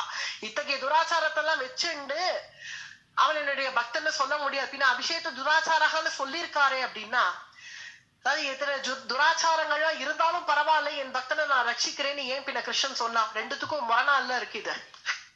அபிஷேத்து துராச்சாரகான்னு பகவான் சொன்னது, இந்த மாதிரி என் இஷ்டத்துக்கு நான் இருப்பேன்னு சொல்றவன் ஏதோ ஒரு சமயம் கிருஷ்ணான்னா அவனையும் ரட்சிப்பேங்கிறதுக்கு அங்க கிடையாது அங்க விஷயம். அபிஷேத்து துராச்சாரகா நீங்க சொன்னதே வேற. அதாவது 24 மணி நேரம் அகண்ட நாமான்னு சில பேர்கள் உட்காந்து பண்ணுவா. அகண்ட நாமா அவளுக்கு இது பகலான்னு தெரியாது, இரவான்னு தெரியாது, அப்படியே அகண்ட நாமா ராம ராம ராமான்னு சொல்லிட்டே இருக்க வேண்டியதுதான். அப்படி சொல்லிட்டே இருக்கிறவர்கள், அந்த ஆழ்ந்த நிஷ்டையில இருக்கிறவர்கள் திடீர்னு கண்ணு விழிச்ச உடனே சரி எதையாவது ஒண்ணு வாயில போட்டுக்கணும்னு தோன்றச்சு, அப்ப நம்ம ஸ்நானம் பண்ணிருக்கோமா இல்ல எந்த கதியில இருக்கோம்னு அப்படிலாம் யோசிக்காம மறுபடியும் எடுத்து ஏதாவது ஒரு பழமோ காயோ கனியோ என்ன கையில சரகோ கிடைக்கிறதோ அதை எடுத்து கசக்கி வாயில போட்டுட்டு திருப்பி நாமா சொல்ல உட்காந்துருவார்கள். அவர்கள் விஷயத்துல அது சொல்லியிருக்கு அபிஷேத்து துராச்சாரங்கிறது. அத்தகைய துராச்சாரங்கள் இருந்தாலும் அவ விஷயத்துல பரவாயில்லன்னு அங்க சொல்லியிருக்கு. நம்மள மாதிரி சொகுசுல வாழ்ந்துட்டே இருந்து அந்த மாதிரி இருக்குங்கிற வாளுக்கு அது சொல்லல, அது அந்த மாதிரி சொல்லப்படல அது. ஆனா அது போல பகவானுக்கு அனுகூலமான விஷயங்களை செய்யணும். காலமே எழுந்துக்கணும், ராத்த ஸ்நானம் பண்ணணும், அது நல்லா தானே இருக்கு. உடனே பகவானுக்கு வேண்டிய இந்த திருவாராதன பிரக்கியைகள் எல்லாம் செய்யணும். அது எவ்வளவு நல்லா இருக்கும் அந்த வாழ்க்கை முறை. அததான் அவனுக்கு அனுகூலமா செய்யறதுங்கிறது. அதுதான் இது என்ன அனுகூலம், பகவானுக்கு என்ன சந்தோஷம், நீ இதெல்லாம் பண்ணேன்னா எனக்கு சந்தோஷம்ப்பா, இல்ல நீ இதெல்லாம் பண்ணலைன்னா எனக்கு வருத்தம்ப்பா அப்படின்னு எல்லாம் அங்க ஒண்ணும் இல்லையே. இருந்தாலும் இவனுக்கு ஏதாவது ஒண்ணுன்னு சம்சாரத்துல இவனை பந்தப்படுத்திடும். அந்த பந்தம் படுத்தாம பகவானுக்கு அனுகூலமான விஷயங்களை செய்ய சுலபமா இருக்கும் அவன் அபயம் கொடுக்கறதுக்கு, அவ்வளவுதான். அதுதான் ஆனுகூல்யஸ்ய சங்கல்பஹா, அவனுக்கு அனுகூலமான விஷயங்களையே நம்ம செய்யறது. இங்க விபீஷணன் என்ன செஞ்சான்? 6 லட்சணங்கள். இப்ப விபீஷணனுக்கு இது வருதுன்னு சொன்னோம் இல்லையா. ஆனுகூல்யஸ்ய சங்கல்பஹா அப்படிங்கிறது சீதா பிராட்டிய கொண்டு போய் கொடுத்துடு, அதுதான் பகவானுக்கு அனுகூலமா பேசுறது. அதெல்லாம் ஆனுகூல்யஸ்ய சங்கல்பஹா. பிராதிகூல்யஸ்ய வர்ஜனம் அப்படின்னா எதெல்லாம் நம்மள பகவானோட சேர விடாம தடுக்கிறதோ அதெல்லாம் நம்ம நிராகரிச்சிடணும். காம குரோதங்கள், சாமானிய வாழ்க்கைக்கு இந்த காம குரோதங்கள், இந்த அசூய பொறாம அப்புறம் இது வேணும் வேணும் வேணும்னு இருக்கக்கூடிய அந்த சபல புத்தி, இதெல்லாம் தான் பகவானோட நம்மள சேர விடாம தடுக்கிறது இல்லையா? அதனால எதெல்லாம் நமக்கு பக்தி பண்றதுக்கு பிரதிகூலமா இருக்கோ அதெல்லாம் தள்ளிடணும். பிராதிகூல்யஸ்ய வர்ஜனம். ராவணனை தள்ளிட்டான் இல்லையா விபீஷணன்? ராவணனை விட்டாச்சு, சொத்து சுகங்களை விட்டாச்சு, மனைவி மக்களை விட்டாச்சு, எல்லாத்தையும் விட்டுட்டு ராமரே கத்தின்னு வந்தானா பிராதிகூல்யஸ்ய வர்ஜனம். ரக்ஷிஷ்யதீதி விஸ்வாசகா, அவன் என்ன ரட்சிப்பான் அப்படிங்கிற அவ்வளவு திட விசுவாசம். இல்ல போனா என்ன பண்றது, சேர்த்துக்கலைன்னா என்ன பண்றது அப்படின்னு ஒரு சின்ன சிந்தனை வரலையே, அவ்வளவு ஒரு விசுவாசம். ரக்ஷிஷ்யதீதி விஸ்வாசகா. இங்க வந்த இடத்துலயும் கூட பெருமாள் என்ன ரட்சிப்பான், நீங்கெல்லாம் என்னடா அப்படிங்கிற அந்த ஒரு மதம் அது கூட இல்லாம நீங்கள் என்ன கொண்டு போய் பகவான் இடத்துல சேருங்கள், க்ஷிப்ரம் நிவேதயத மாம் க்ஷிப்ரம் அப்படின்னு சொன்ன அவ்வளவு ஒரு திட விசுவாசம்.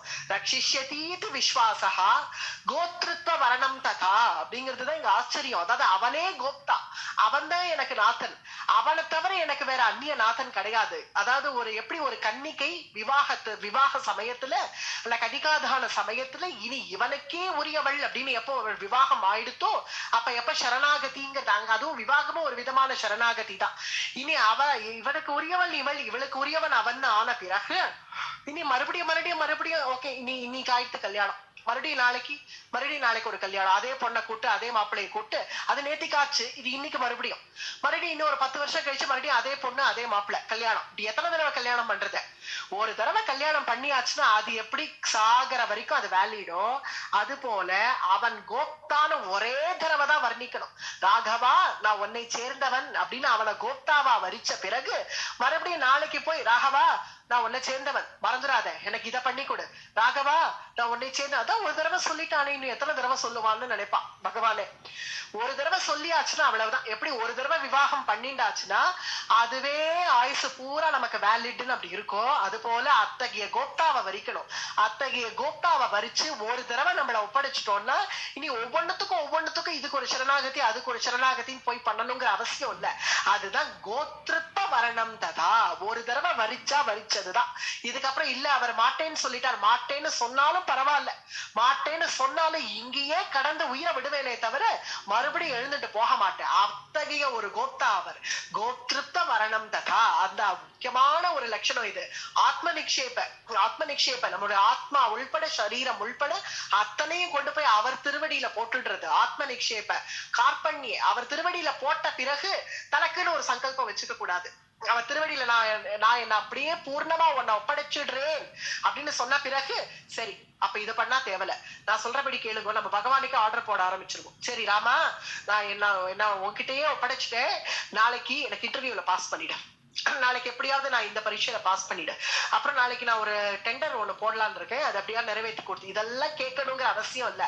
கார்பண்யே அது பகவானுடைய பொறுப்பு. இவனை உனக்கு என்னென்ன வேணுமோ லௌகிக சுகங்கள், உனக்கு அதுக்கு தேவையான விஷயங்கள், உன்னுடைய கிரகஸ்தாசிரமத்துக்கு அனுகூலமா உனக்கு என்னென்ன பண்ணி கொடுக்கணுமோ எல்லாம் அவன் பார்த்துப்பான். எப்ப அவன் இடத்துல ஆத்ம நிக்ஷேப அப்படின்னு நீ ஒப்படைச்சிட்டியோ இனி நமக்கு என்னெல்லாம் வேணுமோ அத்தனை இனி பகவான் பார்த்து அவன் ரட்சிக்கிற அழக நம்ம பார்க்கணும். நமக்கு அத்தனை விதத்திலயும் சர்வ பிரகாரத்திலயும் லௌகீகத்துல விஷயத்துல நமக்கு எந்த கஷ்டமும் கொடுக்க மாட்டான். வாஸ்தவமா அப்படிதான். நம்மள ஒப்படைச்ச அந்த சரணாகதர்களுக்கு தெரியும், அந்த பிரபத்தினுடைய அந்த ஆழம் புரிஞ்சவர்களுக்கு தெரியும். எப்ப நம்மளை கொண்டு போய் ஒப்படைச்சிட்டாலும் நமக்கு இந்த லௌகீக விஷயமா நமக்கு வேண்டிய தனம் தானியம் செல்வம், நமக்கு அனுகூலமான பத்தினியோ இல்ல அனுகூலமான கணவனோ கொடுத்து, நமக்கு அனுகூலமான குழந்தைகளை கொடுத்து, நம்மளுடைய நண்பர்களையும் அதே மாதிரி சுத்து வட்டாரமோ அதே மாதிரி அமைச்சு, நம்ம யாராவது பேசினாலும் கைங்கரியம் பத்தியே பேசுறவர்களாக இந்த மாதிரி ஒரு பரிவாரத்தை நமக்கு வேண்டியதெல்லாம் இந்த சாமானிய விஷயங்கள் வேண்டியதெல்லாம் செஞ்சுட்டு அதுக்கு பிறகு ஆனா அவனை கைவிட மாட்டான், தன்னை பிடிச்சுருவான், தன்னை பிடிச்சுட்டு தன் பக்கத்துல உட்கார வச்சுருவான். அதுதான் கார்பண்யம். அந்த பகவானே கதினி நீ நிசங்கல்பமா இருக்கணும். நமக்குன்னு ஒரு சங்கல்பம் வச்சுக்காம அவன் பார்த்து எனக்கு கெடுத்தாலும் சரி, ஆனா அவன் என்ன எப்படி வைக்கிறானோ அப்படிதான். இங்க மர்க்கட்ட சிசு நியாயம் மார்ஜால சிசு நியாயம்னு சொன்ன சுவாமி மணவாள மாமுனிகள் அவர் சொன்னது மார்ஜால சிசு நியாயம் தான். அவர் சொன்னது அந்த பூனை எப்படி அப்படியே கடக்குமோ இட்டது இட்டபடி, தனக்கு ஒண்ணும் தெரியாம தானே புறப்பட தெரியாது ஆனா அப்படியே கடக்கும், தாயாகிய பூனை தான் அதை கவ்விண்டு போய் அங்கங்க வைக்குமோ, அது போல இங்க இந்த சரணாகதனானவன் என்ன செய்யணும், மணவாள மாமுனிகள் காண்பிச்சதும் இதுதான். இந்த சரணாகதன் இட்டது இட்டபடி அப்படியே கடக்க அதை அப்படியே பகவான் பார்த்து நமக்கு என்னெல்லாம் செய்யறானோ அவனுடைய காருண்யத்தை நம்ம அனுபவிச்சுட்டே இருந்தா போறோம். இந்த 6 லட்சணங்கள் இப்ப என்ன பண்ணிட்டான் விபீஷணன், ரக்ஷிஷதீதி விஸ்வாசகா கோப்தா, அவனே நமக்கு கோப்தா அப்படின்னு வரிச்சு இனி ராமபிரான் இப்ப ராமதாசர்கள்லாம் அடிச்சா இல்லையா, இப்போ அடிச்ச சரி அடிச்சுட்டா வா நம்ம திரும்ப போயிடுவோம், ராவணன் காலையே போய் விழுவோம், போது ஏதோ தெரியாம பேசிட்டேன்னா என்ன மன்னிச்சிருக்கும் அப்படின்னு அசட்டு வழியே திரும்பி போனானா, அத்தகைய கோப்தா அவர், அவரை விட்டு அவர் என்ன அடிச்சாலும் சரி துன்புறுத்தினாலும் சரி நான் கிளம்ப மாட்டேன், இங்கதான் இருப்பேன் அப்படின்னு கோத்ருப்ப வரணம் ததா ஆத்ம நிக்ஷேப என கொண்டு போய் ராமனிடத்துல ஒப்படைச்சிருங்க நிவேதயத மாம் க்ஷிப்ரம். அந்த க்ஷிப்ரம்ங்கிறது எப்படி இருக்கணுமாம், கொள்ளிட மணல்ல அகப்பட்டு தத்தளிக்கிறவன் பங்குனி மாசத்துல அடர்ந்த வெயில்ல மத்தியானம் 1 மணி சுமாருக்கு அந்த கொள்ளிட மணல்ல போய் அகப்பட்டுண்டவன் அதோ இருக்கு ஜலதாரை அப்படின்னு தெரிஞ்ச உடனே அந்த ஜலதாரைக்கு நாம் ஓடிடணும்னு எப்படி தவிச்சு பரிதவிச்சு ஓடுவனோ அது போல இருக்கணும் இந்த க்ஷிப்ரம்ங்கிறது. அப்படி தவிக்கிறானாம் விபீஷணன். இந்த க்ஷணம் என பெருமாள் இடத்துல சேர்த்துருங்கள் சேர்த்துருங்கள்.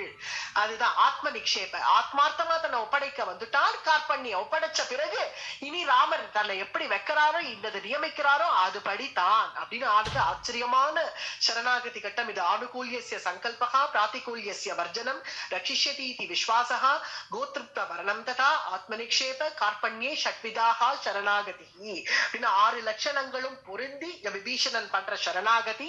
அவன் அங்கேருந்து கத்துறான், என்ன ராகவனோட என்ன சேர்த்து வையுங்கள் சேர்த்து வையுங்கள் அப்படின்னு கத்துறத பார்த்து வானரர்கள் அடிக்கிறார்கள். அதெல்லாம் பார்த்து சுக்ரீவன் கட்டுப்படுத்துறான். எல்லாரும் அடிக்காதீங்கோடா, இது என்ன பழக்கம், வந்த உடனே அடிக்கிறது, அடிக்காதீங்கள் யாரும் அப்படின்னு சுக்ரீவன் எல்லா வானரர்களையும் கட்டுப்படுத்தினான். கட்டுப்படுத்தி வாருங்கள் நம்ம நம்மளா ஒரு முடிவு எடுக்க கூடாது, அவன் ஏதோ வந்திருக்கான்னா வந்தவன் அப்படியே கடகட்டும், அதுக்காக நம்மளா என்ன ராமபிரானுடைய ஆக்னி என்னன்னு தெரியாம நம்மளா யுத்தத்துக்கு ஆரம்பிச்சா என்ன அர்த்தம், எல்லாரும் இப்படி இப்படி கட்டுப்பாடா இருக்கணும், யாரும் இந்த மாதிரிலாம் பண்ணக்கூடாது அப்படின்னு வானரர்கள் எல்லாரையும் அடக்கினான் சுக்ரீவன். அடக்கி நம்ம ராமரையே போய் கேட்போம், வாருங்கள் எல்லாரும் போய் நம்ம ராமபிரான்ட்ட போய் தெரிவிப்போம் விஷயத்த, பிறகு முடிவு பண்ணிக்கலாம் வாருங்கள் அப்படின்னு வானரர்கள் எல்லாம் அழைச்சிட்டான். நீ அங்கேயே நில்லுப்பா. விபீஷணனை பார்த்து சொல்றான் சுக்ரீவன், நீ அப்படியே நில்லு, கீழெல்லாம் இறங்காது, ஆகாசத்துல தானே நிக்கிற, அப்படியே நில்லு, எப்படி திருஷகுவ விஸ்வாமித்திரன் நிறுத்தினது மாதிரி அப்படியே நில்லு. அது போல இங்க சுக்ரீவன் அப்படியே நில்லு, கீழே இறங்காத, நான் சொல்ற வரைக்கும் கீழே இறங்கக்கூடாது. அப்படி சரிப்பா சரிப்பா நிக்கிறேன். விபீஷணன் எல்லாத்துக்கும் தயாரா நிக்கிறேன், நான் இங்கே நிக்கிறேன், நீ போய் பேசுப்பா, கொஞ்சம் எனக்காக போய் சொல்லு அப்படிங்கிற ரீதியில தான் விபீஷணன் நிக்கிறான். நீ அப்படியே நில்லு, நான் பேசிட்டு வரேன், இங்கே நில்லு இறங்காத அப்படின்னு சுக்ரீவன் விபீஷணன் அப்படியே நிறுத்தி வச்சுட்டு இனி ராமபிரான் கிட்டக்க போய் விஷயத்த சொல்லுவோம், அவர் என்ன முடிவு பண்றாரோ பண்ணட்டும் அப்படின்னு சுக்ரீவாதிகள் புறப்பட்டு இங்க ராமபிரான் அவருடைய சிபிரத்துல இருக்கார், அங்க புறப்பட்டு வரார்கள்.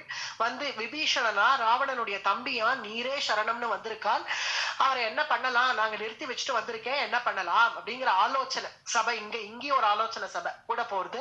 அந்த ஆலோசனை சபையில ராமபிரான் என்ன சொல்றார் என்ன பண்றார் அப்படிங்கிற விஷயத்த நாளைய பிரவச்சனத்துல விபீஷணனுடைய சரணாகதி எப்படி பண்ணணும் ஒரு சரணாகதன் அப்படிங்கிறத இன்னைக்கு பார்த்துட்டோம். சரண்யன் இனி என்ன பண்றான் அப்படிங்கறத நாளை பிரவச்சனத்துல அனுபவிப்போம். சர்வலோக சரண்யாய ராகவாய மகாத்மனே நிவேதயத மாம் க்ஷிப்ரம் விபீஷணம் உபஸ்திதம். சுவாமி மணவாள மாமுனிகள் திருவடிகளே சரணம். அடியே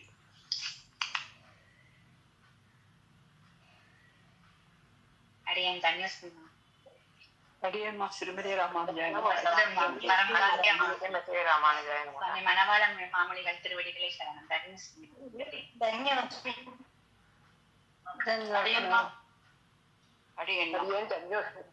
ஸ்ரீமதே ராமானுஜாய நல்லா இருந்தது. அதுக்குள்ள முடிஞ்சிடுச்சுன்னு இருக்குமா, இன்னும் கேட்டுட்டே இருக்கணும்னு இருக்குமா அடியேன்.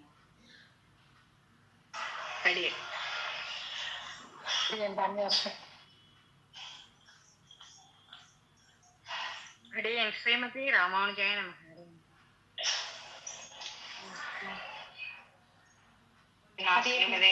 ராமானுஜாய நமக.